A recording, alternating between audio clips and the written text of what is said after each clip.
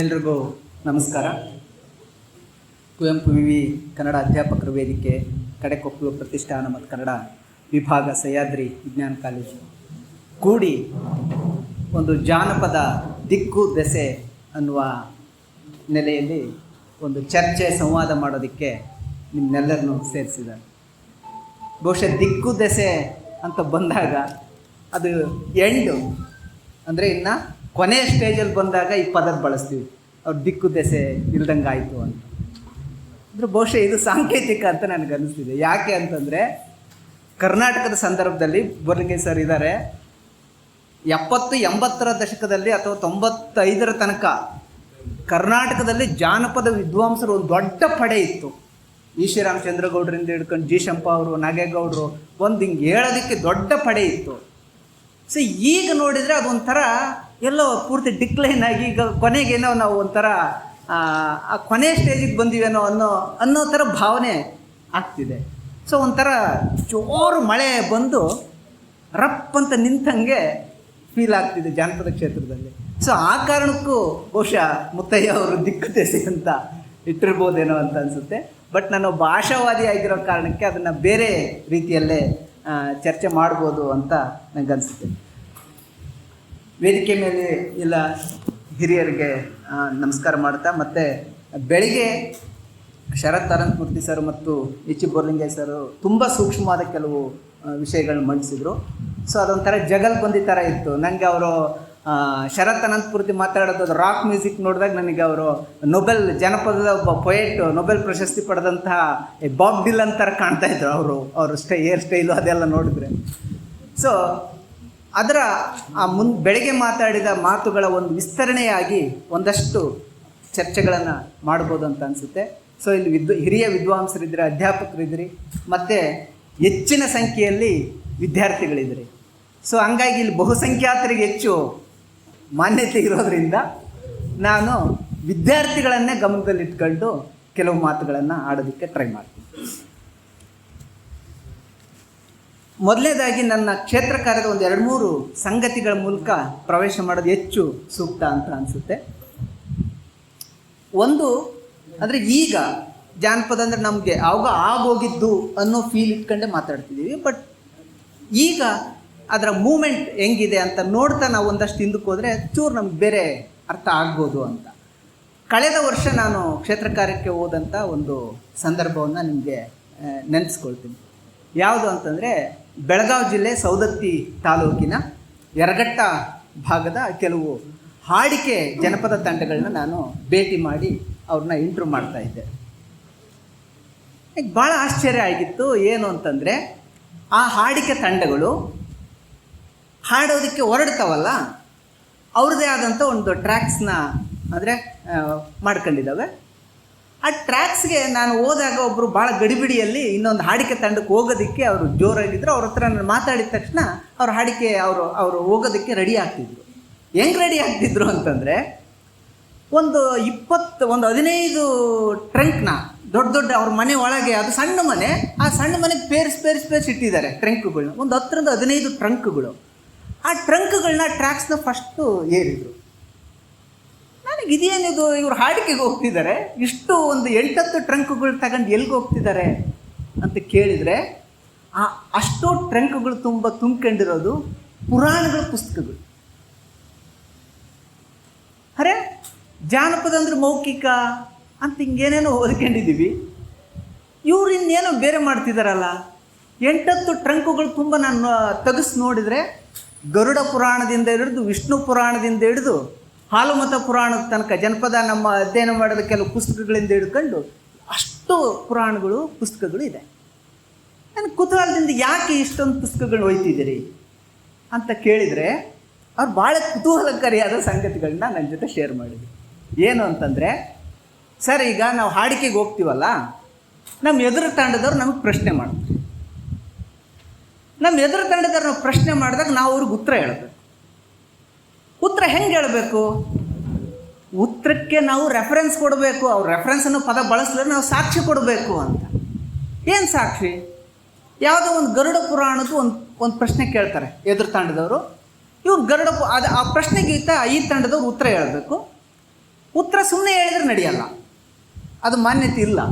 ಇವರು ತಗೊಂಡೋಗಿರೋ ಪುಸ್ತಕದ ಗರುಡ ಪುರಾಣವನ್ನು ಎತ್ತಿ ಹಿಂಗೆಲ್ಲ ಇಡೀ ಸಭೆಗೆಲ್ಲ ತೋರಿಸಿ ಆ ಪುಟ ಸಂಖ್ಯೆ ಹೇಳಿ ಇಲ್ಲಿದೆ ನನ್ನ ಉತ್ತರ ಅಂತ ಹೇಳ್ತಿದ್ದಾರೆ. ಅರೆ, ಮೌಖಿಕ ಪರಂಪರೆ ಜಾನಪದ ಅಂತ ಅಧ್ಯಯನ ಮಾಡ್ತಿರೋ ನಾವು ಈ ಕಾಲದಲ್ಲಿ ಇದೇ, ನಾನು ಒಂದು 10 ವರ್ಷದ ಹಿಂದಿಂದ ಹೇಳ್ತಿಲ್ಲ, ಕಳೆದ ವರ್ಷ ಇಡೀ ಅದನ್ನು ನೋಡಿದರೆ ಇಡೀ ಯರಗಟ್ಟ ತಾಲೂಕಿನ ಸೌದತ್ತಿ ಭಾಗದ ಬೆಳಗಾವಿ ಜಿಲ್ಲೆಯ ಬಹುತೇಕ ಜನಪದ ಹಾಡಿಕೆ ತಂಡಗಳ ಮನೆಯಲ್ಲಿ 100ರಿಂದ 150 ಪುಸ್ತಕಗಳು, ಪುರಾಣದ ಪುಸ್ತಕಗಳು ಅವರು ಲೈಬ್ರರಿ, ನಮ್ಮ ಥರ ಲೈಬ್ರರಿ ಥರ ಇಡ್ತಿಲ್ಲ, ಅವ್ರು ಟ್ರಂಕ್ಗಳಲ್ಲಿ ಇಟ್ಕೊಂಡು ಅದನ್ನು ಕಾರ್ಯಕ್ರಮಕ್ಕೆ ಒಯ್ತಿದ್ದಾರೆ. ಇದು ಈ ಸ್ಪೇಸ್ ಇದೆಯಲ್ಲ, ಇದನ್ನು ನಾವಿನ್ನೂ ನಮ್ಮ ಅಧ್ಯಯನದ ವ್ಯಾಪ್ತಿಯೊಳಗೆ ತಂದೇ ಇಲ್ಲ. ಸೊ ಇದನ್ನು ಇನ್ನೂ ಅವರು ಹೆಂಗೆ ಹೇಳಿದರು ಅಂತಂದರೆ, ಮಜಾ ಅಂತಂದರೆ, ನಾನು ಹೇಳಿದೆ ಈಗ ಎಲ್ಲ ತಂಡಗಳಿಂದ ಪುಸ್ತಕ ಕೊಂಡ್ಕೊಂಡಿದ್ದಾರಾ ಅಂತ. ಇಲ್ಲ ಸರ್, ನಾವು ಕೆಲವು ತಂಡಗಳಿಗೆ ಪುಸ್ತಕಗಳು ಬಾಡಿಗೆ ಕೊಡ್ತೀವಿ ಅಂತ. ನಾನು ಪುಸ್ತಕಗಳನ್ನು ಬಾಡಿಗೆ ಕೊಡೋದು ಕೇಳಿದ್ದೆ ಅಲ್ಲೇನೆ. ಹೌದಾ? ಹೌದು. ಎಷ್ಟು? 10 ಪುಸ್ತಕಕ್ಕೆ 1,000, 100 ರೂಪಾಯಿಗೆ ಒಂದು ಪುಸ್ತಕ ಬಾಡಿಗೆ ಕೊಡ್ತಿದ್ದಾರಂತೆ.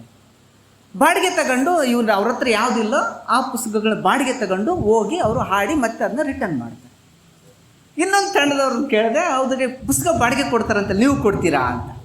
ಇಲ್ಲ ಸರ್, ನಾವು ಬಾಡಿಗೆ ಕೊಡಲ್ಲ. ಹಾಗಾದ್ರೆ ಈತಂದೇನು ಟ್ರಿಕ್ಸ್ ಅಂತ ಕೇಳಿದ್ರೆ ಅವ್ನು ಭಾರಿ ಕುತೂಹಲಕಾರಿ ಸಂಗತಿ ಹೇಳಿದೆ. ಏನಂದರೆ, ಅಲ್ಲ ಸರ್, ನಾವು ಪುಸ್ತಕ ಏನಾದರೂ ಬಾಡಿಗೆ ಕೊಟ್ಬಿಟ್ರೆ ಆ ತಂಡದವನು ಯಾವುದಾದ್ರೂ ಪುರಾಣದಲ್ಲಿ ಒಂದು 3-4 ಕಾಳೆ ಹರ್ಕೊಂಡು ನೆಕ್ಸ್ಟು ನಮ್ಮ ಎದುರಿಗೆ ಬಂದು ಆ ಕಿತ್ಕೊಂಡಿರೋ 3-4 ಪುಟದಲ್ಲಿರೋ ಪ್ರಶ್ನೆಯನ್ನು ಕೇಳಿಬಿಟ್ರೆ ನಾವು ಸೋತ್ಬಿಡ್ತೀವಲ್ವಾ, ಅದಕ್ಕೆ ನಾವು ಬಾಡಿಗೆ ಕೊಡಲ್ಲ ಅಂತ. ಸೊ ಇದು ಅಂದರೆ ನಾವು ಯಾವುದನ್ನು ಮೌಖಿಕ ಪರಂಪರೆ ಅಂತ ಅಧ್ಯಯನ ಮಾಡ್ತಿದ್ದೀವಿ, ಅದರ ಒಂದು ವರ್ಷನ್ನು ಇಡೀ ಉತ್ತರ ಕರ್ನಾಟಕದ ಭಾಗದಲ್ಲಿ ಈಗ ಯಾವುದನ್ನು ನಾವು ಮೀರಬೇಕಾಗಿತ್ತು, 6ನೇ ಶತಮಾನದಲ್ಲಿ ಮೌಢ್ಯವನ್ನೇ ಜನರ ತಲೆ ತುಂಬೋದಕ್ಕೆ ಯಾವ ಪಠ್ಯಗಳನ್ನು ಮಾಡಿದ್ರೋ ಅದೇ ಪಠ್ಯಗಳನ್ನು ಜನಪದ ಹಾಡಿಕೆಯಾಗಿ ಪ್ರಶ್ನೋತ್ತರವಾಗಿ ಬರ್ತಿರುವ ಈ ವೈರುಧ್ಯ ಇದೆಯಲ್ಲ, ಇದು ನಾವು ಜಾನಪದವನ್ನು ಅರ್ಥೈಸ್ಕೊಂಡಿರುವ ನಮ್ಮ WJ ಥಾಮ್ಸಿಂದ ಹಿಡ್ಕೊಂಡು ಬಾಕ್ಸಿಂದ ಹಿಡ್ಕೊಂಡು ಆ ವ್ಯಾಖ್ಯಾನಗಳು ಹೇಳ್ಕೊಂತ ನಾವು ಕೂತ್ಕೊಂಡಿದ್ದೀವಿ. ಆದರೆ ಯಾವುದನ್ನು ಜನಪದ ಪರಂಪರೆ, ಜನಪದ ಆಕಾರ ಅಂತ ಭಾವಿಸ್ತಿದ್ವಿ, ಅವ್ರು ಬೇರೆದೇ ದಿಕ್ಕದಲ್ಲಿ ಚಲಿಸ್ತಾ ಇದ್ದಾರೆ. ಸೊ ಇದನ್ನು ಯಾಕೆ ನಾವು ಕಂಡುಹಿಡಿಯೋಕ್ಕಾಗ್ತಿಲ್ಲ ಅಥವಾ ಇದ್ರ ಜೊತೆಗೆ ಯಾಕೆ ಸಂವಾದ ಮಾಡೋಕ್ಕಾಗ್ತಿಲ್ಲ ಅಂತಂದ್ರೆ ನಮ್ಮ ಗೈರು ಹಾಜರಿ ಇದೆಯಲ್ಲ, ಅಂದರೆ ನಮ್ಮ ಕ್ಷೇತ್ರಗಳ ಜೊತೆಗಿನ ನಮ್ಮ ಗೈರು ಹಾಜರಿ ಇದೆಯಲ್ಲ, ಹಂಗಾಗಿ ಈ ಹೊಸ ಚಲನೆಯನ್ನು ನಾವು ಗುರ್ಸೋಕ್ಕಾಗ್ತಿಲ್ಲೇನೋ ಅಂತ ನನಗೆ ಅನ್ನಿಸ್ತೀವಿ. ಇನ್ನೊಂದು ಕಡೆ, ಈ ಕಡೆ ಇಂಡಿ ತಾಲೂಕಿನ ಡೊಳ್ಳಿನ ಹಾಡಿನ ಅದನ್ನು ನಾನು ಇನ್ನೊಂದಷ್ಟು ಮುಂದೆ ವಿಸ್ತರಿಸ್ತೀನಿ. ಡೊಳ್ಳಿನ ಹಾಡಿನ ಒಂದು ತಂಡವನ್ನು ಕೇಳಿದೆ, ನೀವು ಜನಪದ ಹಾಡ್ತೀರಾ ಅಂತ. ಅವರು ಎಷ್ಟು ಠಾಳಾಗಿ ಇದು ಮಾಡಿದ್ರೆ, ಸರ್ ನಾವು ಡೊಳ್ಳಿನ ಪದ ಆಡ್ತೀವಿ ಸರ್, ನಾವು ಜನಪದ ಆಡಲ್ಲ. ಅರೆ ಇದೇನಪ್ಪ ಹಿಂಗೆ ಅಂದರೆ ಇವ್ರ ತಲೆಯಲ್ಲಿ ಇನ್ನು ಜಾನಪದ ಅಂದರೆ ಏನು ಬೇರೆ ವ್ಯಾಖ್ಯಾನ ಇದೆ ಅಂತ ನನಗೆ ಅನ್ಸಕ್ಕೆ ಶುರುವಾಯಿತು. ಅಂದರೆ ಜನಪದ ಆಡಲ್ಲ ಅಂದರೆ ಅಂತ ಕೇಳಿದೆ. ಅದೆಲ್ಲ ಅಶ್ಲೀಲ ಪದ ಸರ್, ಅಂಥ ಜನಪದ ಎಲ್ಲ ನಾವು ಆಡಲ್ಲ, ನಾವು ಡೊಳ್ಳಿನ ಪದ, ನಾವು ಹಾಲು ಮತದ ಪದ ಆಡ್ತೀವಿ ಅಂತ. ಅಂದರೆ ಅವ್ರ ತಲೆಯಲ್ಲಿ ಜನಪದ ಅಂದರೆ ಅದು ಯಾವುದೋ ಒಂದು ಅಶ್ಲೀಲ ಪದಗಳನ್ನ ಹಾಡೋ ಪದಗಳದು, ಅಂದರೆ ಅಷ್ಟು ಲೈಟು, ತುಂಬ ಲಘುವಾಗಿರೋ ಹಾಡು ಪರಂಪರೆ ಅದು, ಅದನ್ನು ನಾವು ಆಡಲ್ಲ ಸರ್. ನಮ್ಮ ತಂಡ ನಾವು ಎಪ್ಪಿತಪ್ಪಿ ಜನಪದ ಆಡಲ್ಲ ಸರ್. ಅದು ಹೆಂಗೆ ಹೇಳಿದ್ರು ಅಂತಂದರೆ ತುಂಬ ಅಗ್ರೆಸಿವ್ ಆಗಿ ಹೇಳ್ತು, ಅಪ್ಪಿತಪ್ಪಿ ನಾವು ಜನಪದ ಆಡೋದು ಸರ್, ಮತ್ತು ನೀವು ಜನಪದ ಆಡೋರು ಅಂತ ನೀವು ಬರ್ದಿದ್ರಿ ಅಂತ ನನಗೆ. ಅದೇ ನಾವು ಜಾನಪದದ ವ್ಯಾಖ್ಯಾನವನ್ನು ಮಾಡ್ತಿರೋದು ಬೇರೆ, ಫೀಲ್ಡಲ್ಲಿ ಆ ಜನಪದ ಗೀತೆಯನ್ನು ಪರಿಭಾಷಿಸೋ ಕ್ರಮನೇ ಬೇರೆ ಅಲ್ಲ ಅಂತ ಅನ್ಸೋಕ್ಕೆ ಶುರುವಾಯಿತು. ನಂಗೆ ನಿಜವಾಗಿ ನನ್ನ ತಿಳುವಳಿಕೆನೇ ಸ್ವಲ್ಪ ಕರೆಕ್ಷನ್ ಮಾಡ್ಕೊಳ್ಳೋಕೆ ಶುರು ಮಾಡಿದೆ.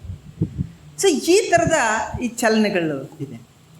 ಇನ್ನೊಂದೀಗ ನಾವು ಜನಪದದ ಪ್ರತಿರೋಧದ ಬಗ್ಗೆ ಮಾತಾಡುವಾಗ ನನಗೆ ಮತ್ತೆ ನೆನಪಾಗೋದು ಗಂಟಿಚೋರ್ ಅನ್ನೋ ಒಂದು ಸಮುದಾಯ ಇದೆ. ಅದು ಬೆಳಗಾವಿ ಭಾಗದಲ್ಲಿ ಹೆಚ್ಚಿದ್ದಾರೆ. ಅದು ಎಲ್ಲಿ ಕೊಪ್ಪಳ ತನಕ ಅದು ವಿಸ್ತಾರ ಆಗುತ್ತೆ. ಅವರು ಕಳ್ತನ ಮಾಡೋದನ್ನೇ ಅವ್ರ ವೃತ್ತಿ, ಅದು ಅಂಥ ಒಂದು ಸಮುದಾಯ. ಈಗ ಅವರು ಕಳ್ತನ ಎಲ್ಲ ಬಿಟ್ಟು ಅವ್ರು ಬೇರೆ ಬೇರೆ ವೃತ್ತಿಗಳು ತೊಡ್ಕೊಂಡಿದ್ದಾರೆ. ಅವ್ರದ್ದು ಒಂದು ಭಾಳ ಅಪರೂಪದ ಇನ್ಸಿಡೆಂಟ್ ಇದೆ. ಏನಂತಂದರೆ, ಅವರು ಒಂದು ಹನುಮಂತನ ಟೆಂಪಲ್ ಕಟ್ತಾರೆ, ಹನುಮಂತ ದೇವ್ರ ಗುಡಿ ಕಟ್ತಾರೆ. ಇವರು ಕಳ್ತನ ಮಾಡೋರಾಗಿರೋದ್ರಿಂದ ಕಂಡೀಷನ್ ಏನಂತಂದರೆ, ಹನುಮಂತನ ಗುಡಿ ಕಟ್ಟಬೇಕು ಸರಿ, ಆದರೆ ಹನುಮಂತ ದೇವ್ರ ಗುಡಿ ಹೆಂಗೆ ಕಟ್ಟಬೇಕಂದ್ರೆ ಪ್ರತಿಯೊಂದು ವಸ್ತುವನ್ನು ಕೂಡ ಕಳ್ತನ ಮಾಡ್ಕೊಂಡು ತಂದೇ ಕಟ್ಟಬೇಕು. 1 ರೂಪಾಯಿ ಕೊಟ್ಟು ಯಾವ ವಸ್ತುವನ್ನು ನಾವು ಖರೀದಿ ಮಾಡೋಂಗಿಲ್ಲ.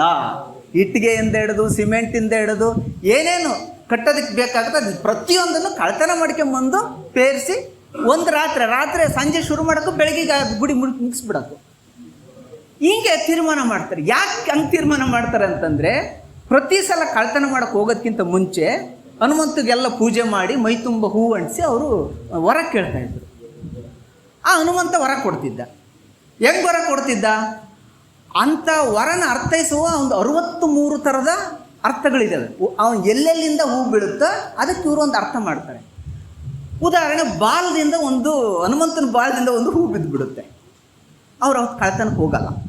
ಯಾಕೆ ಅಂತಂದರೆ, ಬಾಲದಿಂದ ಹೂ ಕೊಟ್ಟನಂದರೆ ನಾವು ಬಾಲ ಸುಟ್ಕೊಂಡು ಬರ್ತೀವಿ, ಅಂದರೆ ಸಿಕ್ಕಾಕೊಂಡ್ಬಿಡ್ತೀವಿ, ಇವತ್ತು ಹೋಗ್ಬಾರ್ದು ಕಳ್ತನ ಅಂತ ಅವ್ರು ಡಿಸೈಡ್ ಮಾಡಿ, ಆಯ್ತಪ್ಪ ಹನುಮಪ್ಪ ನಾವು ಇವತ್ತು ಕಳ್ತನಕ್ಕೆ ಹೋಗಲ್ಲ, ಮತ್ತು ನೀನು ಹೇಳ್ಬಿಟ್ಟು ಇವತ್ತು ರೆಸ್ಟ್ ಮಾಡ್ತೀವಿ ಅಂತ ಅವ್ರು ಮನೆಗೆ ಇರ್ತಾರೆ.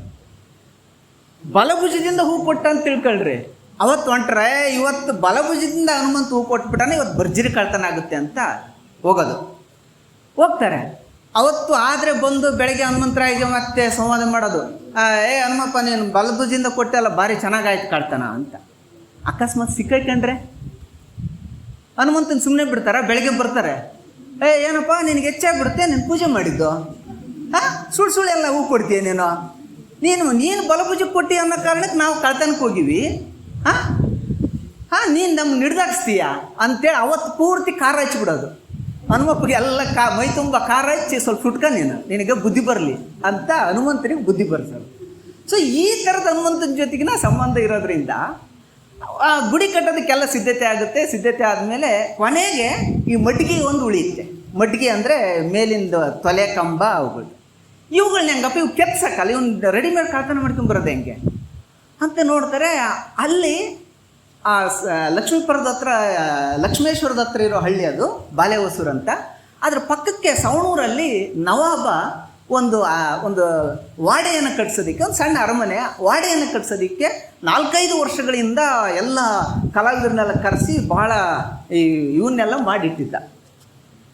ಯಾರೋ ಒಬ್ಬ ನೋಡ್ಕೊಂಬಂದದ್ದು ಹೇಳ್ದ, ಇಲ್ಲ ಅವನು ಸವಣೂರು ನವಾಬ ಭಾಳ ಚೆನ್ನಾಗಿ ಕೆಚ್ಚಿಬಿಟ್ಟಾನ, ಅದು ಹನುಮಂತ ದೇವ್ರಿಗೆ ಒಂದು ಬಾರಿ ಕಳೆ ಬಂದುಬಿಡುತ್ತೆ, ಅದನ್ನ ಕದ್ಬಿಟ್ರಾಯ್ತು ಅಂತ. ಒಂದು ಫೈನ್ ನೈಟು ಅವ್ರಿಗೆ ಭಾಳ ಚಾಕಚಕ್ಯತೆ ಇರೋದ್ರಿಂದ ಭಾಳ ನವಾಬನ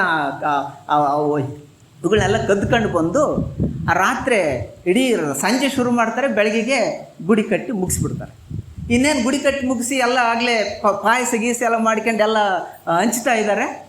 ನವಾಬನಿಗೆ ಸುದ್ದಿ ಹೋಗುತ್ತೆ, ನಮ್ಮ ವಾಡೆಯ ಇವನ್ನೆಲ್ಲ ತೊಲೆ ಕಂಬ ಎಲ್ಲ ಯಾರೋ ಕದ್ಕೊಂಡು ಹೋಗ್ಬಿಟ್ಟಾರೆ. ಸರ್ ಯಾರು ಕದ್ರು? ಅಯ್ಯೋ ಇನ್ಯಾರು ಸರ್, ಇವರು ಗಂಟಿಚೋರು ಅವರು ಹನುಮಪ್ಪನ ಗುಡಿ ಕಟ್ತಾರೆ, ಅದು ಕದ್ದಿರ್ತಾರೆ. ಅವನಿಗೆ ನವಾಬ್ಗೆ ಸಿಟ್ಟಂದ್ರೆ ಸಿಟ್ಟು ಬಂದ್ಬಿಡುತ್ತೆ, ನಕಶಿಕ ಅಂತ. ಅಲ್ಲ ಮರ, ನವಾಬ ನಂದೇ ಇವ್ರು ಕರೀತಾರಲ್ಲ, ಇವ್ರನ್ನ ನಡೆ ಹೋಗೋಣ ಅಂತಂದು ಫುಲ್ಲು ಎಲ್ಲ ಕುದುರೆ ಗಿದ್ರೆ ಹತ್ಕೊಂಡು ಎಲ್ಲ ಬರ್ತಾರೆ. ಇವ್ರು ಬಂದಾಗ ಆಗಲೇ ಗುಡಿ ಕಟ್ಟಿ ಎಲ್ಲ ಪ್ರಸಾದ ಅನಿಸ್ತಿರ್ತಾರೆ.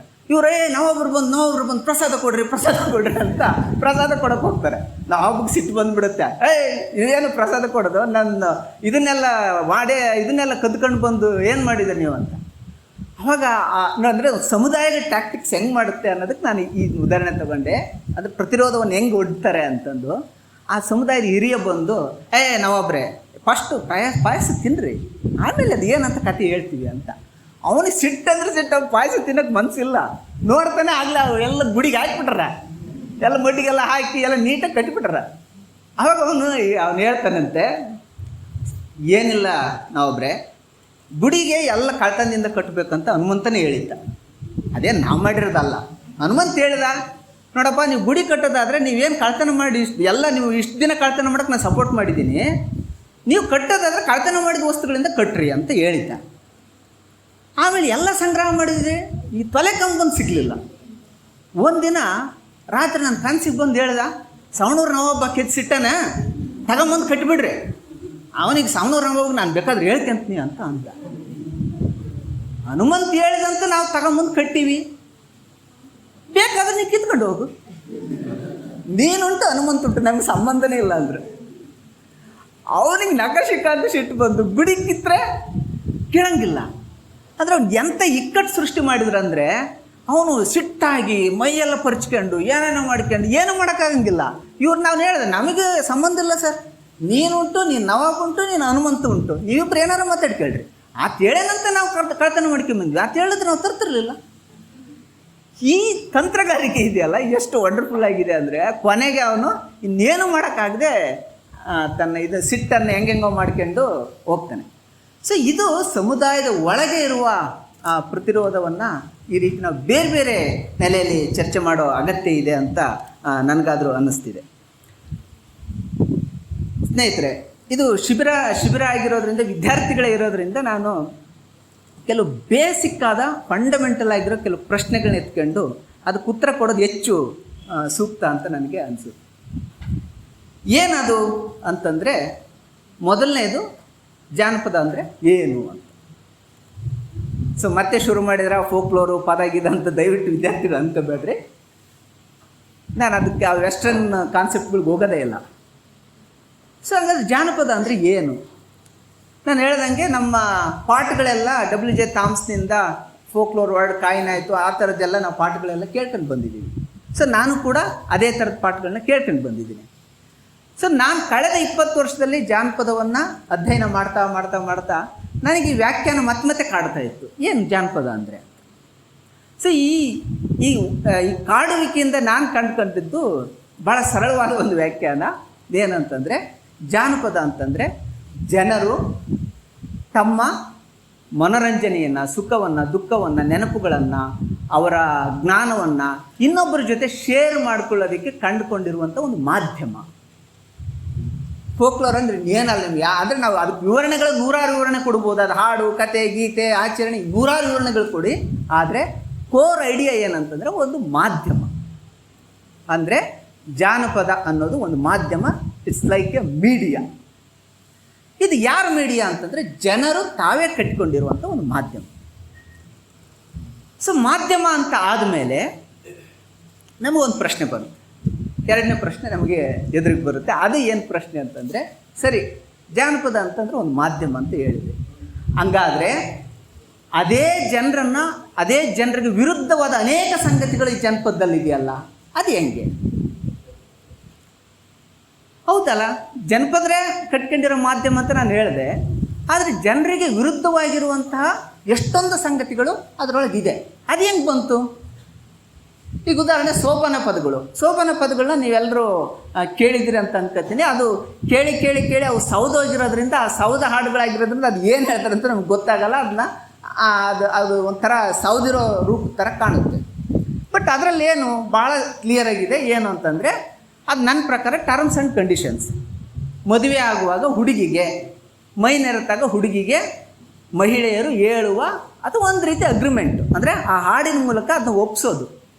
ಹೆಣ್ಣಂದರೆ ಹೆಚ್ಚು ಮಾತಾಡಬಾರ್ದು, ಜೋರಾಗಿ ನಗಬಾರ್ದು, ಆಮೇಲೆ ಸಂಜೆ ಆದ ತಕ್ಷಣ ಹೊರಗೆ ಹೋಗಬಾರ್ದು, ಆಮೇಲೆ ಗಂಡ ಹೇಳ್ದಂಗೆ ಕೇಳಬೇಕು, ತಂದೆಗೆ ಎದುರು ಮಾತಾಡಬಾರ್ದು, ಆಮೇಲೆ ಮನೆಯಲ್ಲೆಲ್ಲ ಮಾಡಿಟ್ಟ ಮೇಲೆ ಉಳಿದ್ರೆ, ಎಲ್ಲರೂ ಊಟ ಮಾಡಿ ಉಳಿದ್ರೆ ಉಂಡ್ರಿ, ಇಲ್ಲ ಅಂದರೆ ಪಾತ್ರೆ ತೊಳ್ಕೊಂಡು ನೀರು ಕುಡಿದು ಶಿವ ಅಂತ ಮಲಗ್ರಿ ಅಂತ. ಈ ಥರದ ಶೋಭಾನೆ ಪದಗಳಿದೆ. ಇದನ್ನು ಯಾರು ಹೇಳ್ತಿದ್ದಾರೆ? ಹೆಣ್ಮಕ್ಳು ಹೇಳ್ತಿದ್ದಾರೆ. ಯಾರಿಗೆ ಹೇಳ್ತಿದ್ದಾರೆ? ಹೆಣ್ಮಕ್ಳಿಗೆ ಹೇಳ್ತಿದ್ದಾರೆ. ಅದರಲ್ಲಿ ಏನು ಕಂಟ್ರೋಲ್ ಮಾಡ್ತಿದ್ದಾರೆ? ಗಂಡಿನ ಐಡಿಯಾನ ಅವರು ಆ ಹಾಡಿನ ಮೂಲಕ ಹೇಳ್ತಿದ್ದಾರೆ. ಅಂದರೆ ಹೇಳೋರು ಹೆಣ್ಮಕ್ಳು, ಹೇಳ್ತಿರೋದು ಹೆಣ್ಮಕ್ಳಿಗೆ, ಆದರೆ ಅದರ ಧ್ವನಿ ಇರೋದು ಪುರುಷನ ಧ್ವನಿ. ಅಂದರೆ ಪುರುಷನಿಗೆ ಬೇಕಾದಂಗೆ ಮಹಿಳೆ ಹೆಂಗಿರಬೇಕು ಅಂತ ಅದೇ ಹೆಣ್ಮಕ್ಳು, ಅದೇ ಇನ್ನೊಂದು ತನ್ನ ಮಗಳಿಗೋ ಸೊಸೆಗೋ ಮತ್ತು ಹೊಸ ತಲೆಮಾರಿಗೆ ಹೇಳ್ತಿದ್ದಾರೆ. ಸೊ ಇದು ಒಂದು ಸುಮ್ಮನೆ ಉದಾಹರಣೆ ತಗೊಂಡ್ರೆ, ಅಂದರೆ ನಮಗೊಂದು ಇದನ್ನು ನೋಡಿದ ತಕ್ಷಣ ಒಂದು ಐಡಿಯಾ ಬರುತ್ತೆ. ಏನಂದರೆ, ಶೋಭಾನೆ ಹಾಡುವ ಪದಗಳನ್ನು ಗಂಡಸರು ಅವ್ರಿಗೆ ಬೇಕಾದ ಐಡಿಯಾಗಳನ್ನ ಫ್ರೇಮ್ ಮಾಡಿದ್ದಾರೆ, ಅದು ಶೋಭಾನ ಪದಗಳಾಗಿದೆ, ಅದನ್ನು ಹಾಡ್ತಿದ್ದಾರೆ. ಅದರ ಮೂಲಕ ಹೆಣ್ಣು ಹೆಂಗಿರಬೇಕು ಅನ್ನುವುದನ್ನು ಪಾರಂಪರಿಕವಾಗಿ ಉಳಿಸ್ಕೊಂಡು ಬರ್ತಿದ್ದಾರೆ.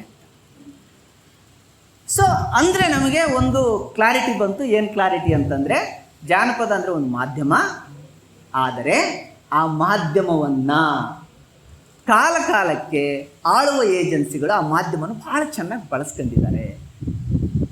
ಸೊ ಈಗಿನ ಮಾಧ್ಯಮವನ್ನು ನೀವು ಕಣ್ಣೆದುರಿಗೆ ತಂದ್ಕೊಂಡ್ಬಿಟ್ರೆ ನಿಮ್ಗೆ ಗೊತ್ತಾಗ್ಬಿಡುತ್ತೆ.